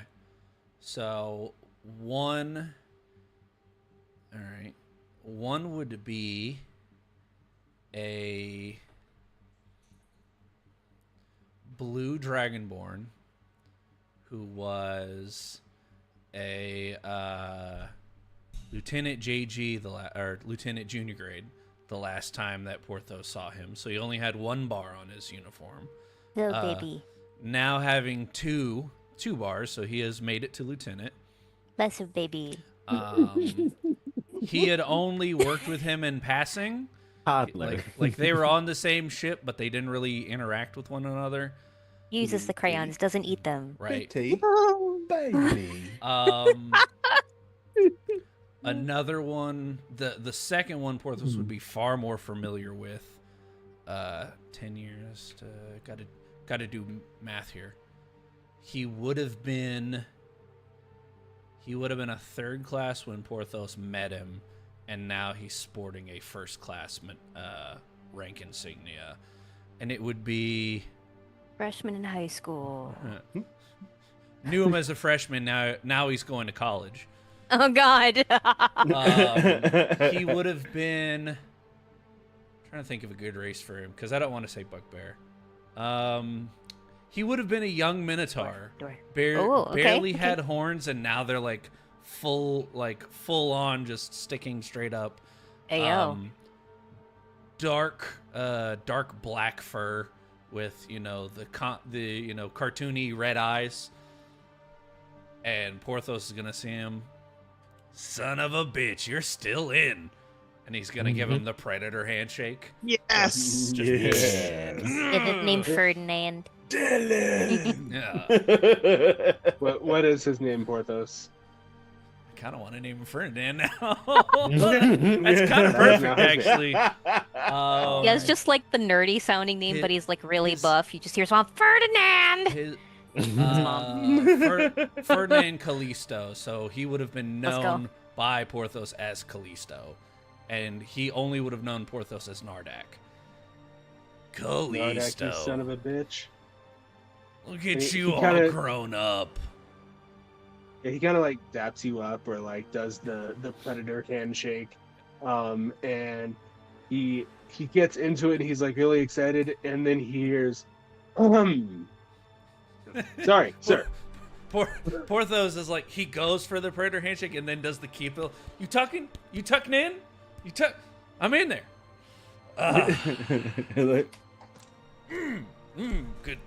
Good to see you, bud. Congratulations on the promotion. You got to be close to retirement by this point. Couple more years, maybe one more ship. He kind of just eyes you as he just senses, even though he's smaller than him, the captain behind him. We'll talk later. Captain, welcome aboard the Astra Mori. I am the ship's captain, Captain Porthos Nardak. Come on board. Thank you for having me. Of course. Now, explain. Well, we are. Hold on, I'm gonna make sure I have the right notes. Ravnica. We are headed to Ravnica on, we'll call it a bit of a bounty hunting mission. And upon our journey, we discovered this poor gravesite. We've actually interacted with these poor creatures before. They were in our past, they passed us along our way after the ship first was commissioned. And now, finding them roughly 2.5 weeks later, this is the condition we found.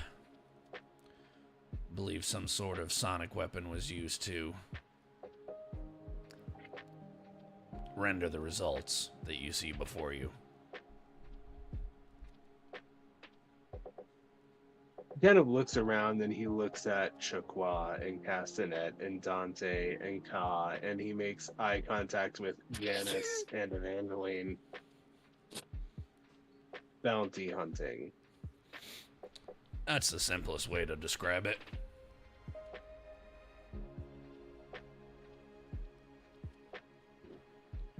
Castanet's I don't repeating know to how- herself, don't say anything, I know nothing, say nothing, I know nothing.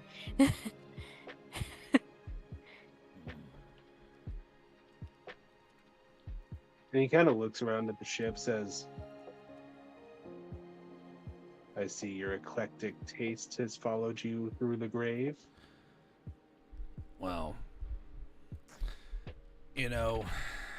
death gives you a little bit of perspective on what's important, so I'm recollecting some things that, meant a lot to me. Prior experiments and prior projects, things of that nature. And you never happen to work on a, how did we put it, sonic weapon. No. The only thing even remotely close is, and he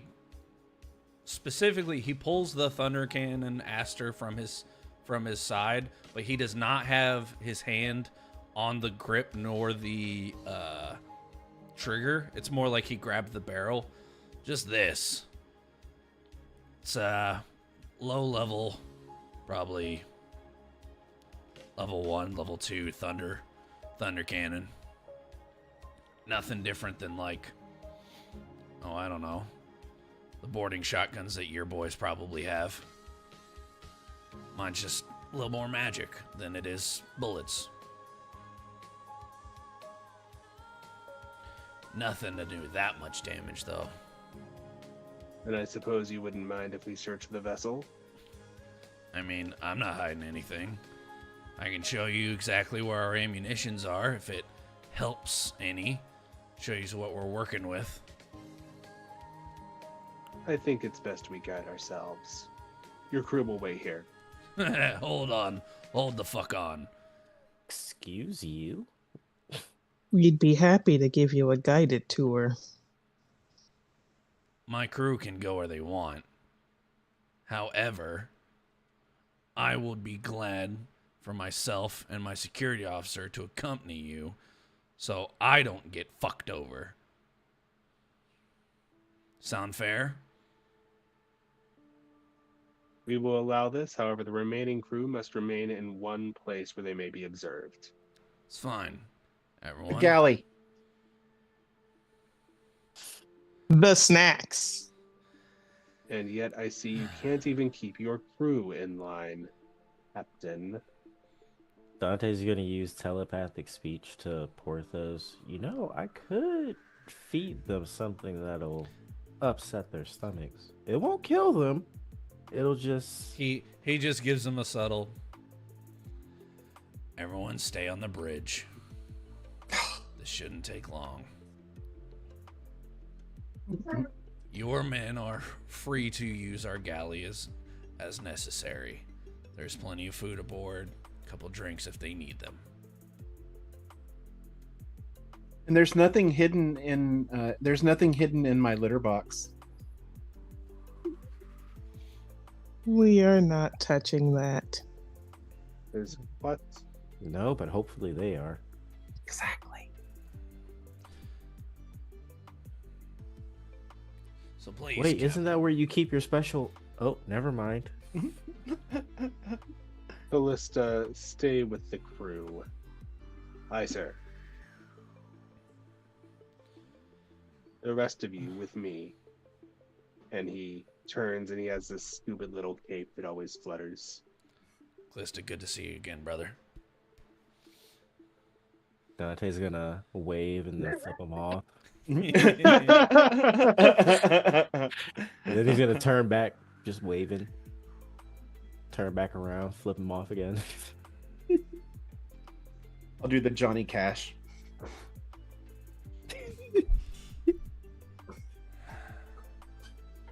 This is on brand. Have fun. Hope you guys don't trip and fall. Please Yeah. do. Evangeline's just like, I really need a drink. Hope you don't find my secret stash in the litter box. I want you to imagine the stick bug me music and Castanet's just gonna go to like.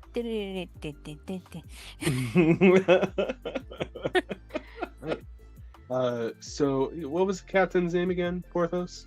Captain Myers. Captain Myers. Gross, I hate it. First name Captain. What's really funny is it's actually a friend of mine's last name. Oh god. He'll appreciate it. I don't See know, you, darling. Should I hate him? Oh, I definitely hate him. Oh, I definitely hate him. All right. So Captain Myers and the rest of the boarding party, the Blue Dragonborn included, go with you and Chukwa to start searching the vessel. They do a top-down approach.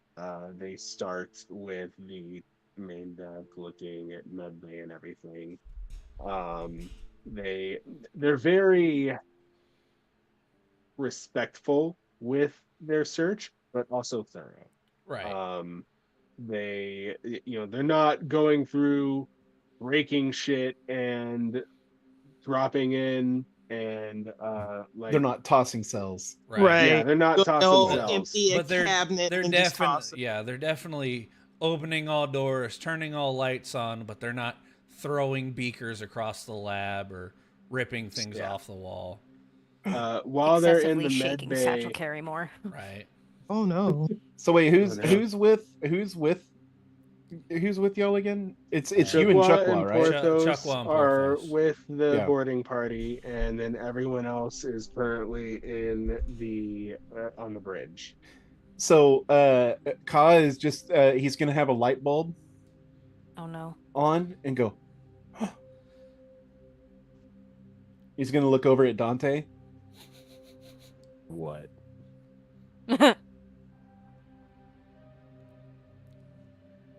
Oh shit! Oh damn! Oh no! Oh, I was wondering forgot. when that was gonna come up. Just saying, it ain't the litter box you need to be worried about. Yeah. Oh, this is gonna go great. So,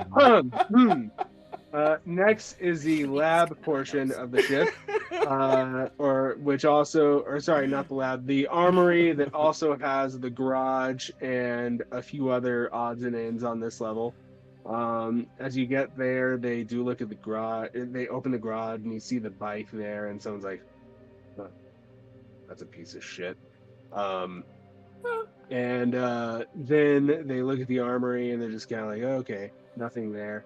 They go down to the crew level. First, they search Evangeline's room. Nothing of interest. They look in Castanet's room. What's up with all the weird spheres?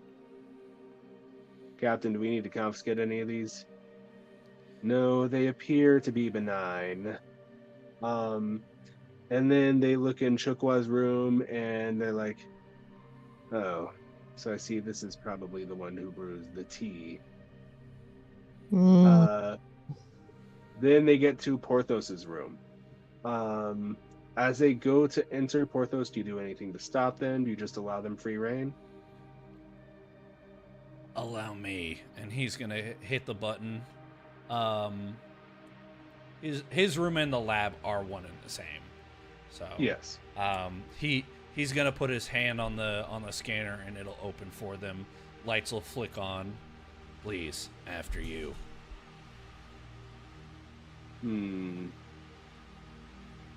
I recall you being foolish. Don't suppose you'd be foolish enough to booby trap your own quarters. Fine. Well, if I had, I would have just deactivated it when I opened the door for you. Captain Myers walks in and begins to look around, and the boarding party comes in with him. And again, they're doing the same respectful searching, but very thorough. They go over to the weapons rack where you're building various things. They go over to the spare parts and kind of sift through there, making sure that it's sort of like a jumble of parts in there. It's not very organized, so they're not taking extra care there, but they're also not wrecking stuff. They go over to the rack where you have your rolled blueprints, and they go through there and they open up several blueprints and they say, "Sir, I think we have something." And they turn it around. It's the amplifier that you designed for Ka. Yes, that is a current project in work. I don't have the material nor the time to build it right now, but it is on my list of things to do. It's a subsonic amplifier for instruments. I don't know how to put it any easier. Makes things louder. That right there is Yes. not going to produce enough power, sound, or anything to kill an entire fleet of Thurkreen. Sorry. What? Green. I botched that. Wait, whoa, I botched that. I'm sorry. Kendori. Kendori. There you They're like, whoa. No, it wouldn't kill a Thurkreen either. Kendori. Fair. I was like, whoa, we went from animal cruelty to homicide. Genocide. Insecticide. Yeah. Porthos's exterminator. Yeah. No, I was Porthos trying to or remember Orchid through Man. Crean if I had to say anything about Castanet's room. That's why I was stuck Okay. in my head. That's why I was in my head. Yeah. Yeah. It would not even affect a single Kendori, let alone an entire pack. Or is it pod? I believe it's pod of Kendori. For whales, both pod and herd are acceptable. Yep. Pod, cornucopia. Apparently, a group of penguins is called a kindness. Aww. Oh. Anyway. I needed to know that. Thank you. Do you guys know why they arrested the Raven on his way to visit his brother? Attempted murder. Attempted murder. Hey, I'll see myself out. That would have been a crow, because the ravens it's an unkindness. The ravens are Oh. an unkindness. Yes. My apologies. Yeah, the crow. The crows are a crow murderer. on his way to visit his Yeah. family. And cheetahs are a coalition. Nice. Oh, Kinda and- dope. I like that. That is badass. I think the Why are fairy. penguins called a kindness and not a march? I feel like that would have been better. That would be so That's nice. a missed opportunity there. I know. Yeah. Anyway, My favorite is a gluttony of Labradors. Yes. It's on brand. Cyclone of scorpions. yes. Yes. Terrifying. Pod of Yes. Kendori. It is terrifying. Pod of Kendori. Thank you for getting us back on track as if we ever were. Yeah. So That small amplifier wouldn't even injure a single Kendori, let alone an entire pod. So the captain sort of raises his eyebrow, and the crewman who was looking at it rolls it back up and places it on the rack. And then you hear from the other room, "Oh my god, there's so much of it. Why is there so much smut?"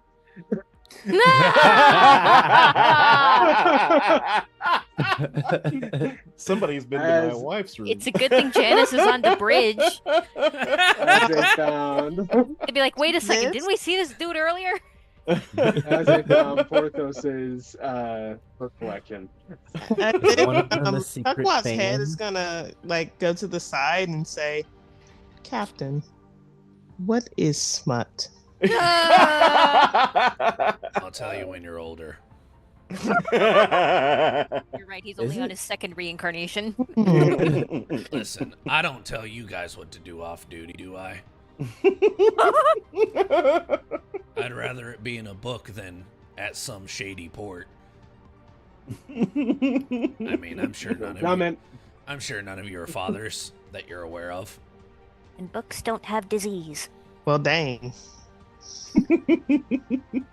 And then the next day, they discovered the book-eating flesh virus. Right? All the books started clapping. Oh no, the books gave you the clap. Oh. This What is what hap- happens when you don't wash your hands after touching your book. Before Crying. and after. Oh, gosh. Protect yourself. Yes. Use a book jacket.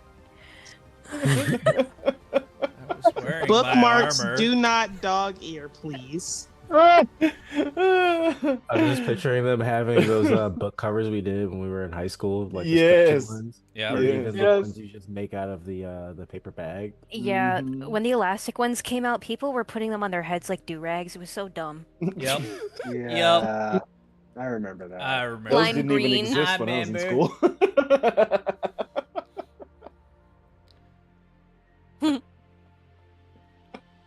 This tea's gonna come out in the news in a minute. Brian So had to as a study sort of- arithmetic, so. Yeah, exactly. This is So, pre-computer. Brian, Pre-computer. I have a school. question. When you made a mistake, did you just have to break the tablet, or did you Yep. get a new one? Yeah, we did. We had to break it. We had to break it and then go back into the quarry and find another. Yeah. No, what you had to do is you had to find a new cow, slaughter it, boil its bones to make the china for the friggin' God. plate. Then get some clay, bash the rock, mix it with fresh water from the river that you had to walk 20 miles for, Uphill. and then Yep. gently spread it on the bone tablet. Yep. Yep. Exactly. Get riggedy wrecked.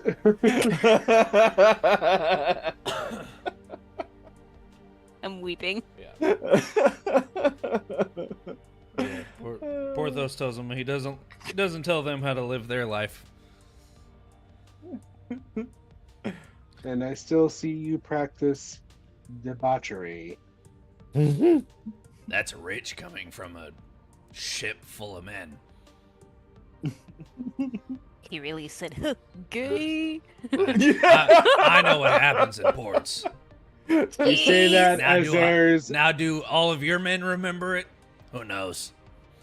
You say that as a female petty officer just pokes her head in. Oh, you've integrated. Sir? Excellent.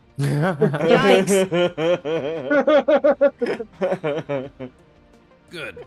Everyone deserves a chance to serve. Well, this took a turn. A female petty officer pokes her head in. She's we'll say a dwarf woman. She has a very light beard, kind of like the chin strap beard. And she pokes her in. Pokes her head in and says, "Sir, I think you're gonna want to see this in the next room." Does Chuckwa? What's the next room? Because I think I have an idea. Is it mine? It's Dante's. Oh, Hey, Oh, so before boy. we go, Chuckwa's going to put a hand like to stop Porthos from immediately leaving. He's going to look up and say, "Please don't get mad. I'm sure you will, but understand that anger is not the correct path to take." All right. I'm not. So don't get mad. Just say a mantra or two. It'll be better. Just Right. don't hate me. I'm not gonna ask what that means until later. If you Fear leads need, to anger. Anger leads to hate. if you Hate need, leads to suffering. did you need good yoga. meditation? I can help you, Captain. I'll be fine, thank you. And if you need booze, I can help you. He's gonna remove Noted. his hand to allow Porthos to go through. Matter of fact, here, take a shot before you leave. I just pull up this flask real fast. Right. So as you go into Dante's room, you see the regular room just as it should appear. Mhm. There's a few weapons on the counter that are being serviced. The bed is very well made. You can bounce a quarter off it. Probably the most military style room in the ship. And then there's a training room where you see three young enlisted who are all sitting there staring, just like, if we don't move, it can't see us. I think I read that somewhere. And as you peer through behind them, you see kind of traipsing through a landscape that is moving around it. It's in place, but it's moving through the landscape. And you hear very, how do I describe it? Shall we say, epic score playing in the background as The it realms are alive with the sound of. there it is. I'm trying not to drop names here, okay? They can see that we spared no expense. And there is a T-Rex in the training room. Can I try to persuade them that that is just a hologram part of the training room? That would be think you're with great if them, you were there. Yeah. Oh, shit, Yeah. that's right. Yeah, That's we're right. on the I'm not bridge. there. I Yeah, forgot. with Mr. Minotaur. DM, may I ask for a roll of another player? Absolutely. Chuckwa, can I please Okay. have an insight check? Oh, oh, he really said Chuck was sus. Let me just remind myself of my modifier real quick, just for suspense purposes. Fun if you had a bardic to use. Oh no! All right. Tell me that was a 1. It wasn't a 1. Was It was it a 2? 2. It was a 2 for a total of 7. Oh! 7. Hard to read Porthos's exact emotional range. The closest thing you can understand is like a dad who has just told his son, "Wait till we get home."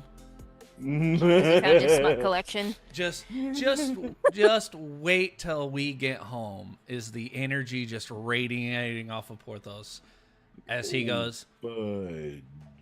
You're right. But I did not say fudge. It appears you all found Mr. Smiley. I didn't name it. The crew did. Jolly. Ollie. Does Chukwa pipe up with that, please? Yeah. It's Yes. a very. He's gonna raise a hand and say, Jolly. That is a. This is Mr. Jolly. Is a wonderful addition to our crew, kind of like a mascot, if you will. We have 4 at this point. The whole fucking crew could be a mascot. Yeah.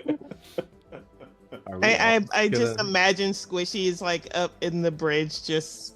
Where did everyone go? I feel One of like the we need a officers looking, family "Is that photo coffee with all stirring our itself?" pets together. The boarding party sees a coffee stirring itself.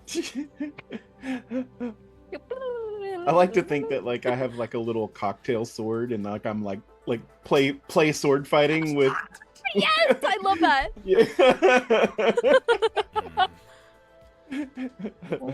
So if Their you're Callista's kind of just like, man, I knew Nardak kept some weird people around. But no offense.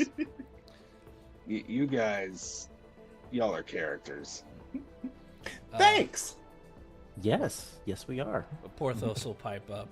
Now, if you would kindly have your gentleman leave the training simulator. I don't know if he's been fed today, and I don't want to be responsible for anything that may or may not have happened. You heard the man. Thank you. As Porthos will very politely, very professionally guide them out of the training room. And almost a little too forcefully hit the button to shut the door. Just You could just see his shoulders go like. Oh, God. Oh, it's so good. Of all the ways that this could have been revealed, I feel like this is the best. Oh, this is I'm perfect. crying. This is beautiful. This is amongst like of the various ideas that I had. I think this one, it wasn't high on my list of possibilities because I thought this was gonna go differently than it did. And yet we defy expectations every time. Every And time. yet, oh, I love it. You gotta plan, and we always go the other way. It's me. I'm here for it. Now, So am gentlemen, I. Gosh. is there So, anything else you need to see on my ship? suppose we'll just need to see the cargo bay. Please. As he'll lead him down. It should be, if I Yes. remember correctly, connected to the weaponry. So you should be able to see our ballistas and our cannons, knowing that they are not, in fact, sonic weapons that would have done this damage. Meanwhile, Castanet has switched to a pair of bongos and she's playing a nice good. Good. So as they get down to the cargo bay and the weapon deck, the captain, he just kind of like does the sniff. He's like, getting any fights recently, have we? I mean, there was a small misfire with one of our weaponry the other day. He experienced a little bit of turbulence, and my gunner's mate may have accidentally sent off the big one. It was an unfortunate incident, but it was quite exhilarating to see this thing in work.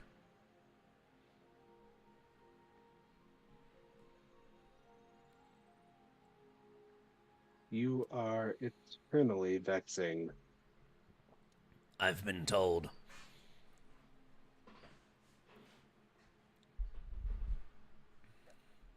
No any further questions, Captain? It would appear that you are completely innocent in this matter. Excellent. Though I'm sure a wake of destruction will follow you as it always does. Oh, no doubt whatsoever. He looks to Chukwa. I would second guess yourself following this one. His blatant disregard for the chain of command has led many a fellow officer astray. I've made my choice. We all have. We stand by our captain. Just And so you shall. before you leave, I have a very important question. How many violet shields do you have? That's what I thought. May I show you to the bridge?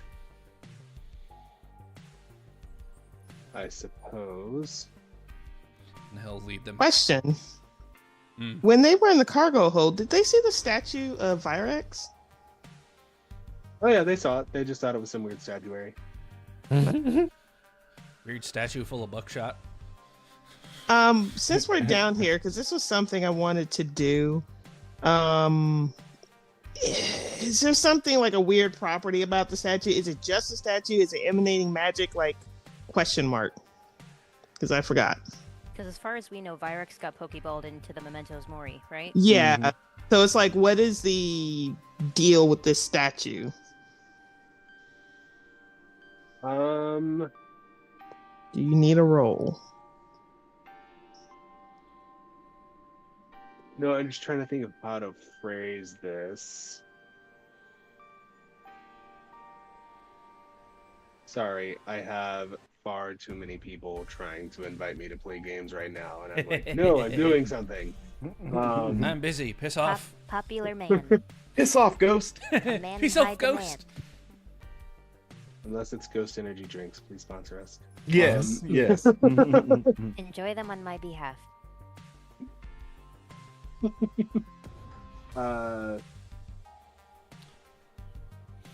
You do sense a presence in the statue,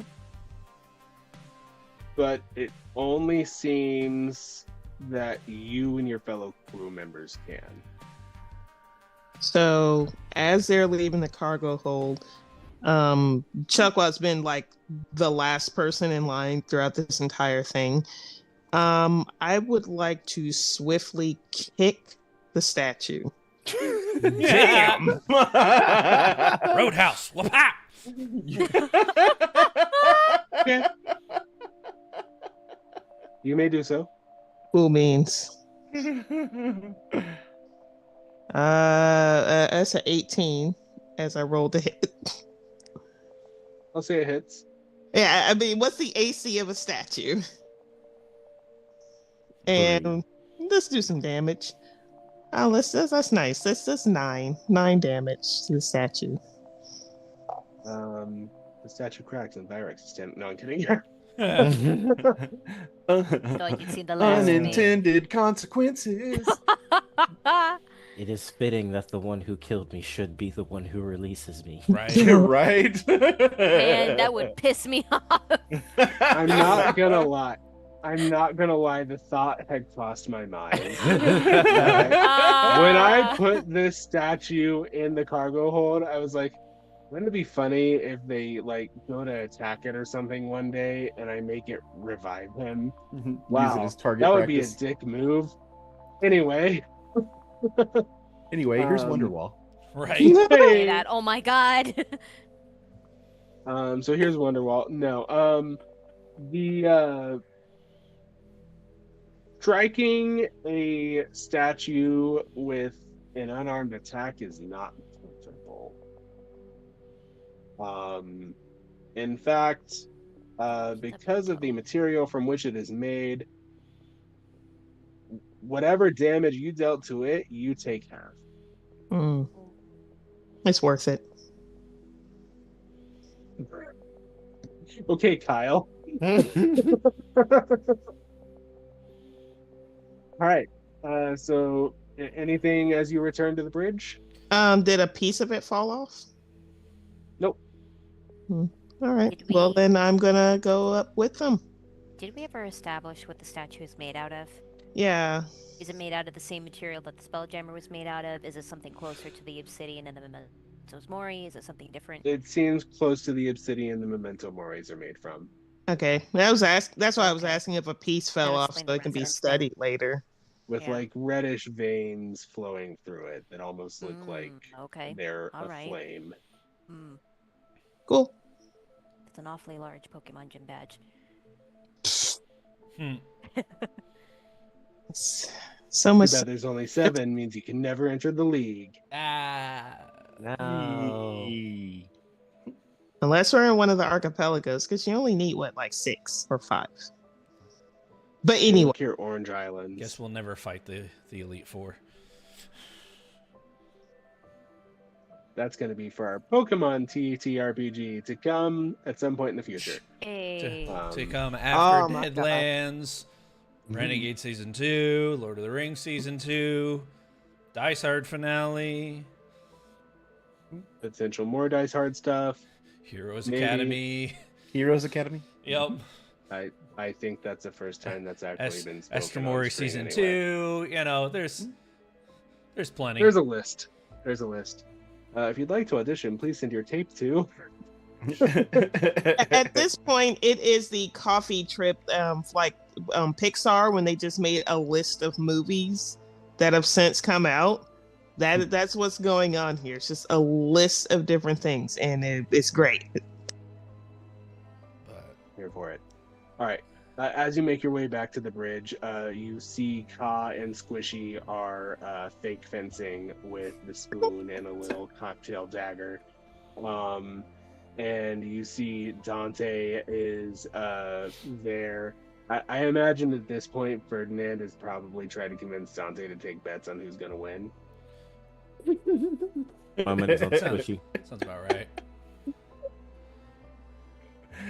And Castanet, are you still playing the drums?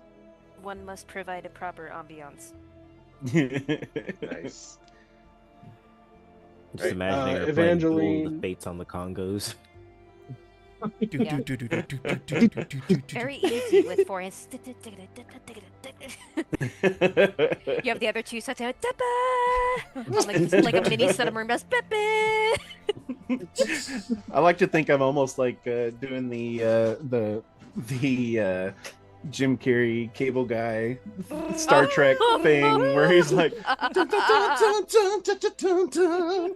Yeah. Oh my goodness. He's just sitting there, just like staring into space, just waiting for the whole thing to be over. Just like, okay, just sit it out. Sit it out. Think of your happy place.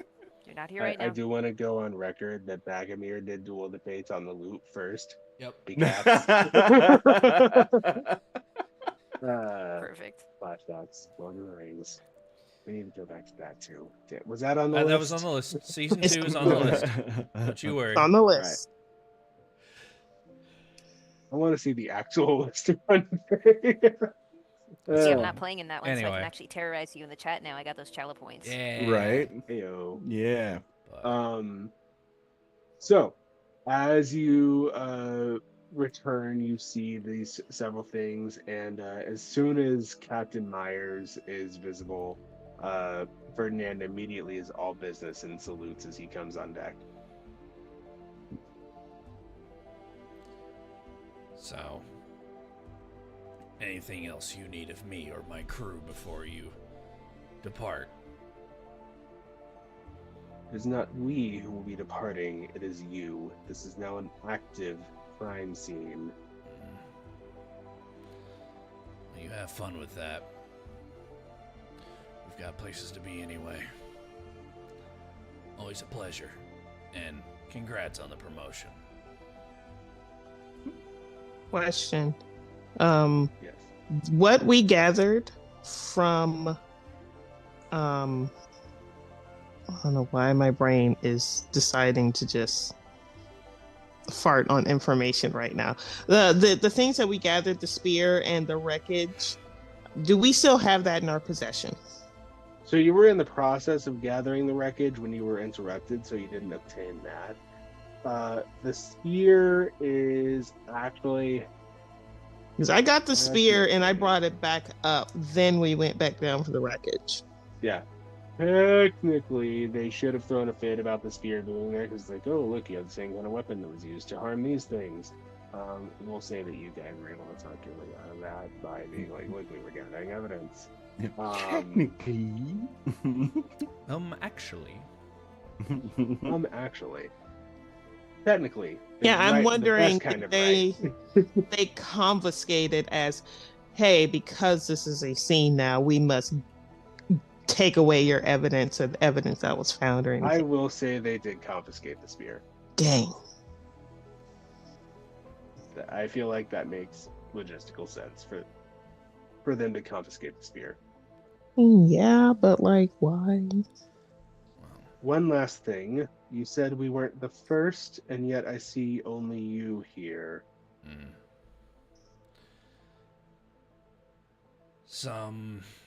How do I put this the polite way? His future wife. Some crazy bitch Yeah, on that's a, right. Listen, world is gonna roll us. some crazy bitch on a what I can only assume is some sort of manta ray. Swam by, threatened us, and left. Yet another ex-wife of yours? Another? Not this time. Mm-hmm. Though, Captain, you were married? once. Though, He has a folder in the ship's inbox for child support. And you're a father? Are your wages garnished? well, that'll be really, that's going to be a different question afterwards. Were you brought back from the dead because you needed to finish paying child support? Worse. Anyway. Texts. Sorry, I'm now distracted by the dystopian hellscape where we master resurrection technology and then only use it so people eternally pay off debt. Yeah. Capitalism at Yeah. its finest. Yep. You cannot have my dice. Stop Nah. that. No. But mother, nice. No. This is not an X. At least not yet. Who knows? Oh. Bounce. Okay. Wow. Okay. Hear that, shippers? There's a chance. Now, we are going to, as you say, we'll depart the area. Good luck on your investigation. And, treat your crew right. And he's gonna just head back to the bridge. Wait for them to depart. All right. The boarding party does depart. Ferdinand does go over as soon as Captain is out of sight to kind of like hit you up one more time. Like, hey man, it's really great to see you. I'm glad you're not dead. We need to talk about that. I'm very sorry that I didn't let you know that I'm not dead. But, it's complicated, and I've been busy. Only most. Hit me up on the comms. Stay safe. Okay, well, next time I'm able to, Myers is a bit of a hard ass. You don't say. Good luck. Congrats on the promotion. Thanks, man. And hey, looking kind of good for a dead guy. You know it. What was with the one with the hair, kind of silver? Gideon. Where is he? Fuck if I know. Seemed like an okay dude. We'll talk later. All right. Stay safe, brother. Peace out. And he claps off. The X we need to worry about. Clop, clop, clop. Mr. Crate, please take us out. Aye, sir. As soon as the boarding party is gone and the ship is like, I can only compare it to cars, like 2 car lengths away. All right. You now have 30 seconds to ask every question that you want. Go. You had a wife? No. Question. They said Gideon's name, and that was on the board. Yep. Or that was on the board. But does Chuckwa remember that? I mean, yeah, he would have been there. Why wouldn't? He would have been there. It's very obvious. No. Is the Gideon on the board the Gideon they mentioned? Yep. Why is that guy such a dick to you? Oh, because I used to work for him.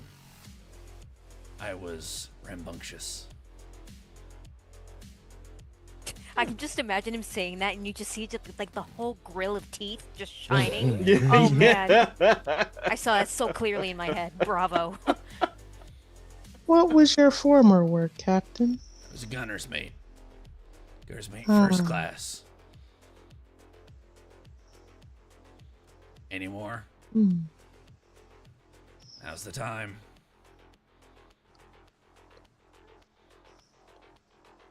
So, they didn't find anything down below deck? Evangeline asks. Is that all the questions you guys have? 5 more seconds. I'll answer anything. Captain. Did you hear Evangeline? Oh, I did. Oh, okay. Just making sure. I suppose this is a bad time to once again ask, what is smut? Chuckwa, that's an excellent question. Technically, you are in fact now older than you were when you asked that question initially. Smut is fantasy books filled with a lot of sex. And that sex is very detailed inside the books. I find it relaxing to Sometimes read. not very realistic. I regret asking. It never is. It never is realistic, but it's at least relaxing to read, especially after a long day. Now, with all questions vented and anything else that needs to be addressed can be brought to my quarters. What the fuck is that goddamn Tyrannosaurus doing on my goddamn ship? It was not Rex me. is here.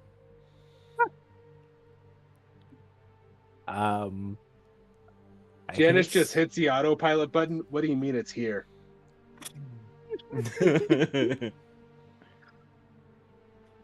Now, usually I'd be more upset. I'd be absolutely livid. But the thing that's not... I'm not upset at the Tyrannosaurus. I'm not upset that you guys kept a very dangerous animal on the ship. I'm absolutely livid and considering shooting one of you over the fact that I had to figure out that it was on my ship after we were boarded by the galactic military. So who wants to take responsibility as he pulls out the thunder cannon? Deep breaths, Captain. Deep. What'd you do, Chuck? What? Oh, I Got beg a your s- pardon, Got a Cop. silly question. Got a silly question. Does him drawing his weapon trip the ship's like internal security systems? Stop eating my pen. No. No. Okay. All right. I'm just curious. It'll be funny. Okay, so I can explain. I just thought it'd be really cool if we had a dinosaur.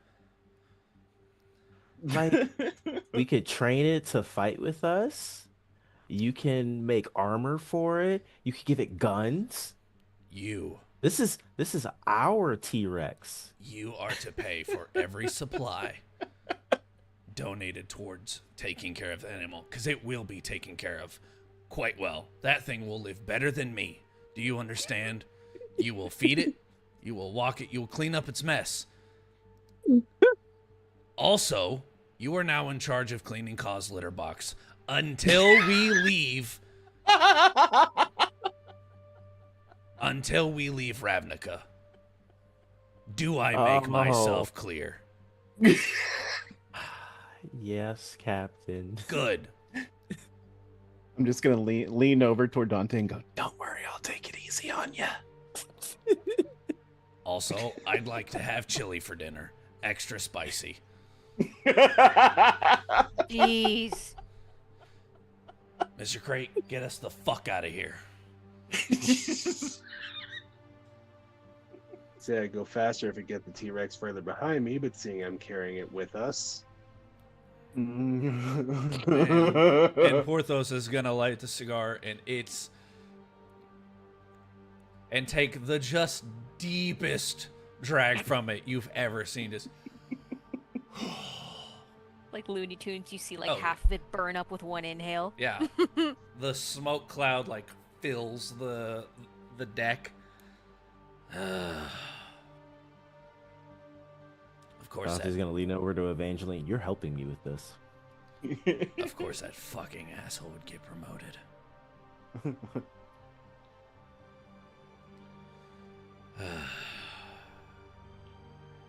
Well, Chikwa's foot and see that it looks that he's kind of leaning to one side a little bit. She's gonna squint at it.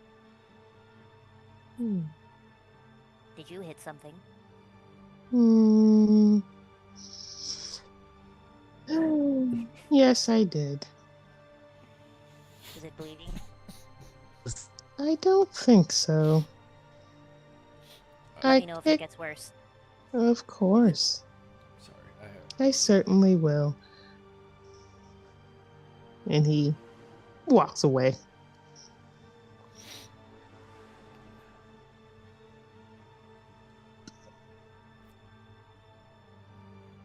Castanet's gonna go off back towards the lab, and you just hear a really faint little as she's leaving.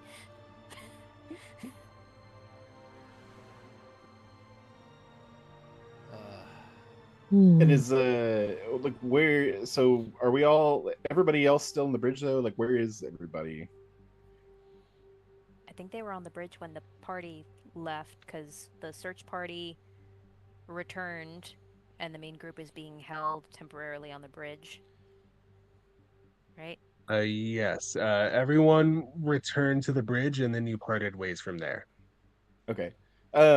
I guess as we're all kind of leaving, or as we're all kind of dispersing, I'll just kind of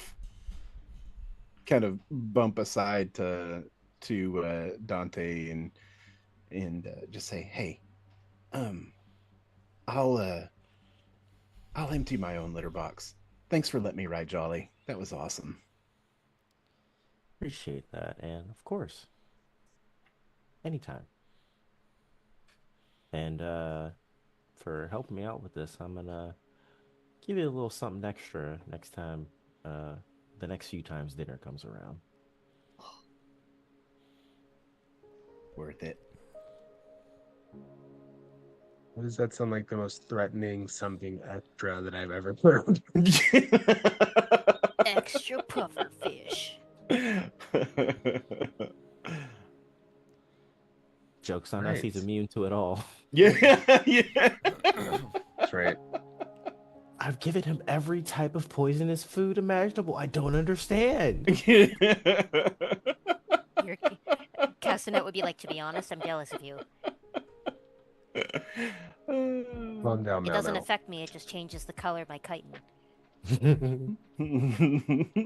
Calm down, Bug Mel. But imagine, oh man, that would be an interesting thing, the whole chameleon carapace thing. Imagine if it didn't just happen when she moves into an area, she had to like eat something and she has to know what thing she has to eat to make the color. That would be funny. That'd be Yeah. hilarious. If you Yeah. want to do it that way, you can. You can Mm. flavor it that way if you'd like. Thinking about it. Ooh, if it's a complicated background, you have to eat like multiple foods. Yeah. Just in the chomps right metal. Oh, we're combination. going onto a ship? Okay, crunch. Crunch. Which Pokemon is it that does that? Pulling out Is some it lug nuts Wormadam? and just munching on them. Yeah, Wormadam I gotta and think Burmy on with that. like the. Okay. Oh yeah. That'll explain all the All stuff right. that she makes in her room. So, you are en route once again to Ravnica. The bodies of the Gandori are receding behind you. I believe we were on day 4. Yep. Mhm. Right.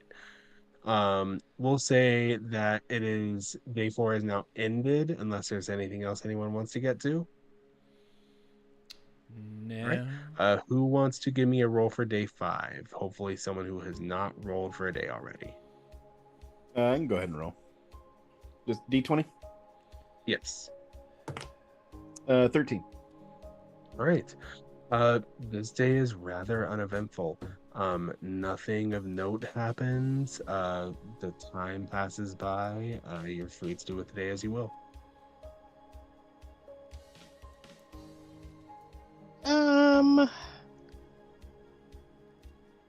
I had a couple things I wanted to do.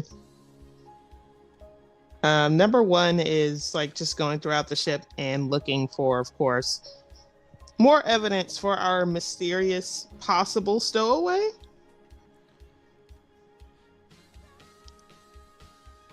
Okay. Go ahead and give me an investigation check. Investigation. Shit. That no. My other dice that I like to use fell on the floor, and it will hurt too much to try and grab it. So I'm like, Oh, okay. All right. Investigation. Coolest beans. That's gonna be a nat 20 for a total of 20. Let's go. You, as you're searching, I'll DM you. Cool beans. Well, Die has proven itself worthy. You did such a great job, and I'm proud of you. I wish my dice would respond to encouragement like that. I've been so nice these past 6 months. I think it's time you took the Crowley approach. Yeah. Start screaming at him, yeah. Roll better. Have them quake in fear every time you walk past.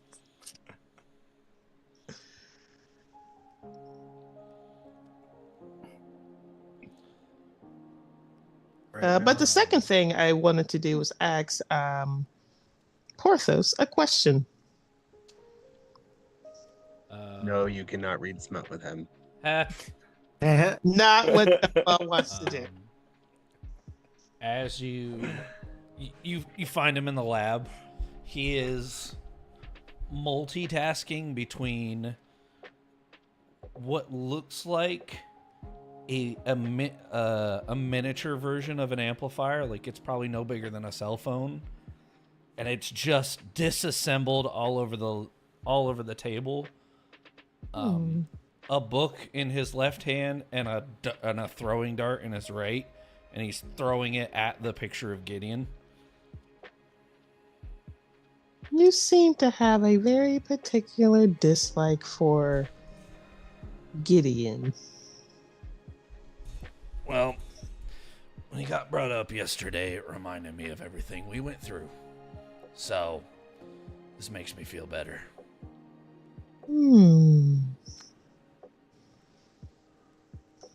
Interesting. You don't seem to like the gentleman that came on the ship either. Did you work with him as well? I never worked with Gideon. We had a different kind of connection. However, I did work for I worked for Commander Myers as he throws another dart on my final ship before my last contract ended. I found him grating.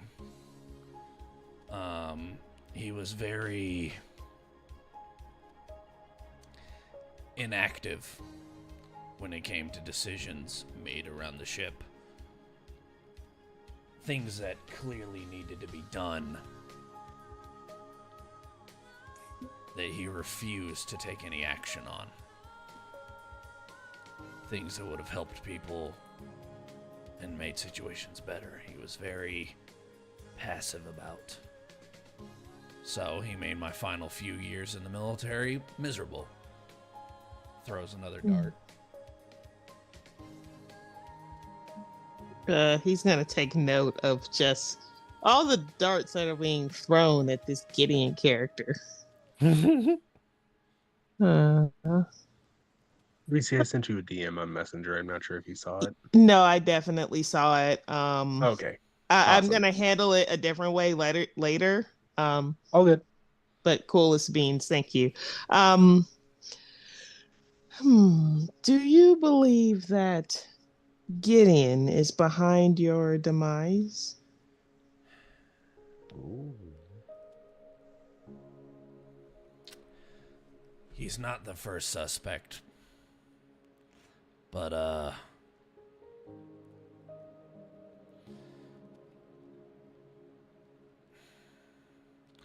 don't want to rule anyone out. Things between the two of us may have been awkward and really shitty and filled with piss and vinegar, but blowing me up kind of seems extreme. Can I roll an insight check on Porthos? Yes, and Said Porthos, Porthos sus. persuasion or deception, your choice. You do not have to say which. Solid 10.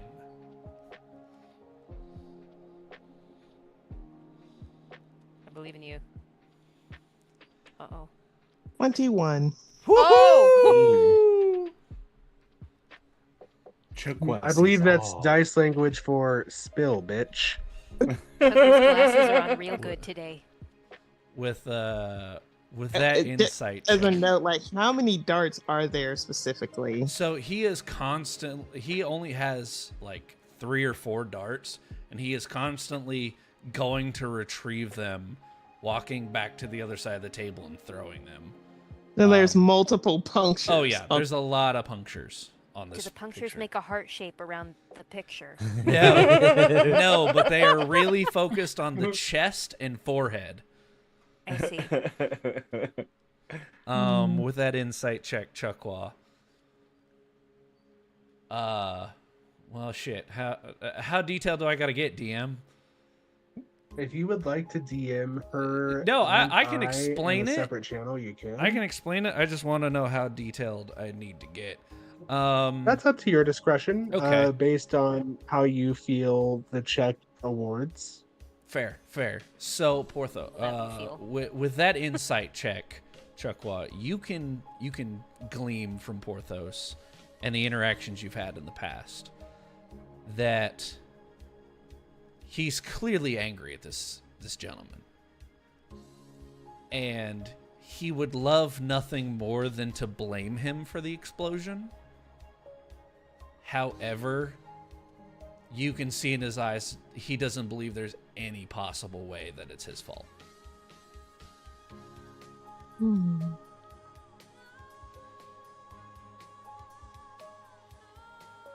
Have you looked up to see if perhaps this Gideon person is still living?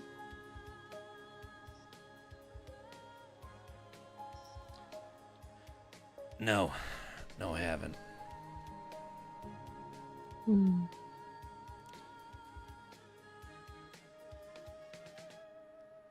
I am no expert in relationships.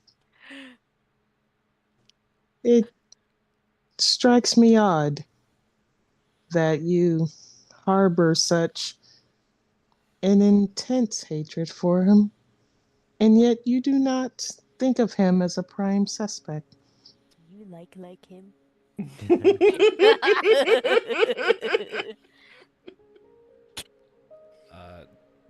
Jekyll, a red-faced bugbear could blush, his face would be radiating right now.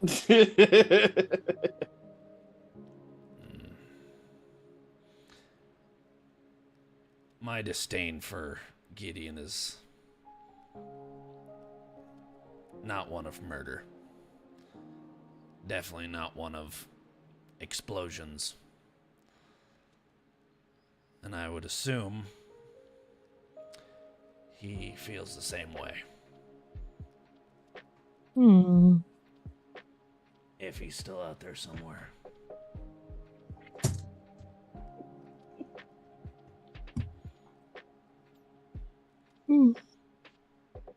You are one of many, as they say, layers, like an onion.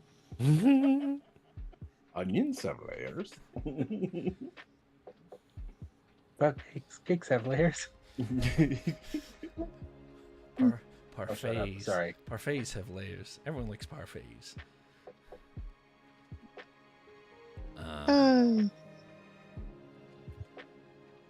If you had a response, go on ahead. He was just gonna say, I'm I'm not as simple as some people think I am. They definitely see a large furry creature with a smoking habit and assume a lot of things. High intelligence and emotional understanding is not one of them. The bookshelf is pretty much on display, correct? Like anyone who walks in can see it. Yeah, it's not as like it's not as tall as Porthos. It's probably only 3 or 4 shelves tall, but it's pretty well loaded, and everything Clear is that he's Team Enrique.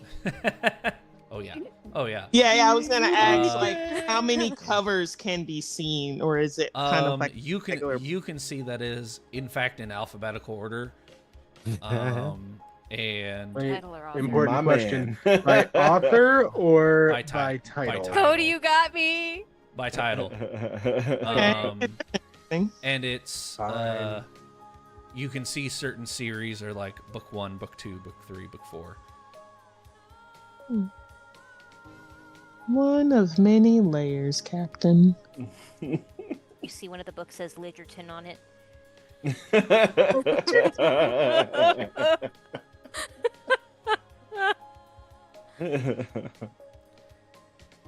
I was trying to think of one, a song of like ash and wind.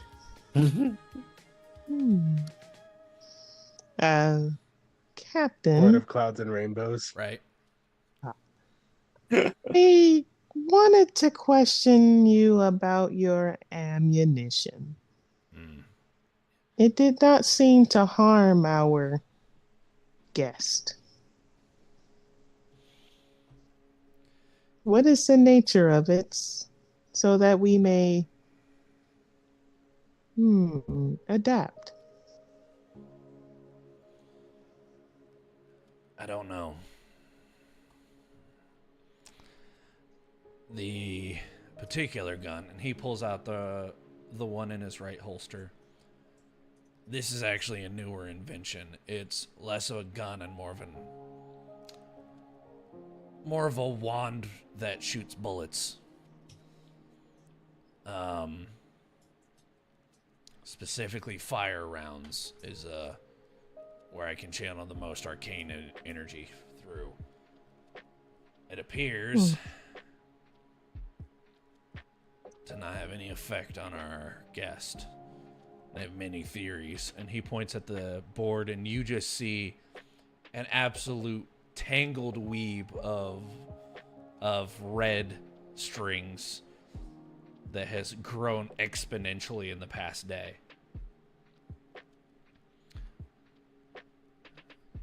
I have a lot of theories of why it didn't work. Magic resistance, armor that is unable to be seen, gun not being powerful enough, or maybe there's some sort of arcane force keeping us from doing the list out of order. I don't know. I intend to figure it out, though. Understandable, Captain. I will go finish my sweep of the ship. I have but one more question. Do you think we will run across Gideon on our adventure? Hard to tell. But, I hope you're ready for a very entertaining conversation if we do. Entertainment. That sounds nice. It'll be nice Yeah, I for you wonder- guys. Wonder what will happen if we meet those of my order. That's a fascinating I will- conversation I'd like to have, too. I will meditate on that. I will see you later, Captain. Farewell, Chukwa. Goes away. Now, Chukwa, as you're about to exit, everyone on your Memento Moris hears, alert, alert. Data reclamation complete. And that's where we'll pick up next week. You son of a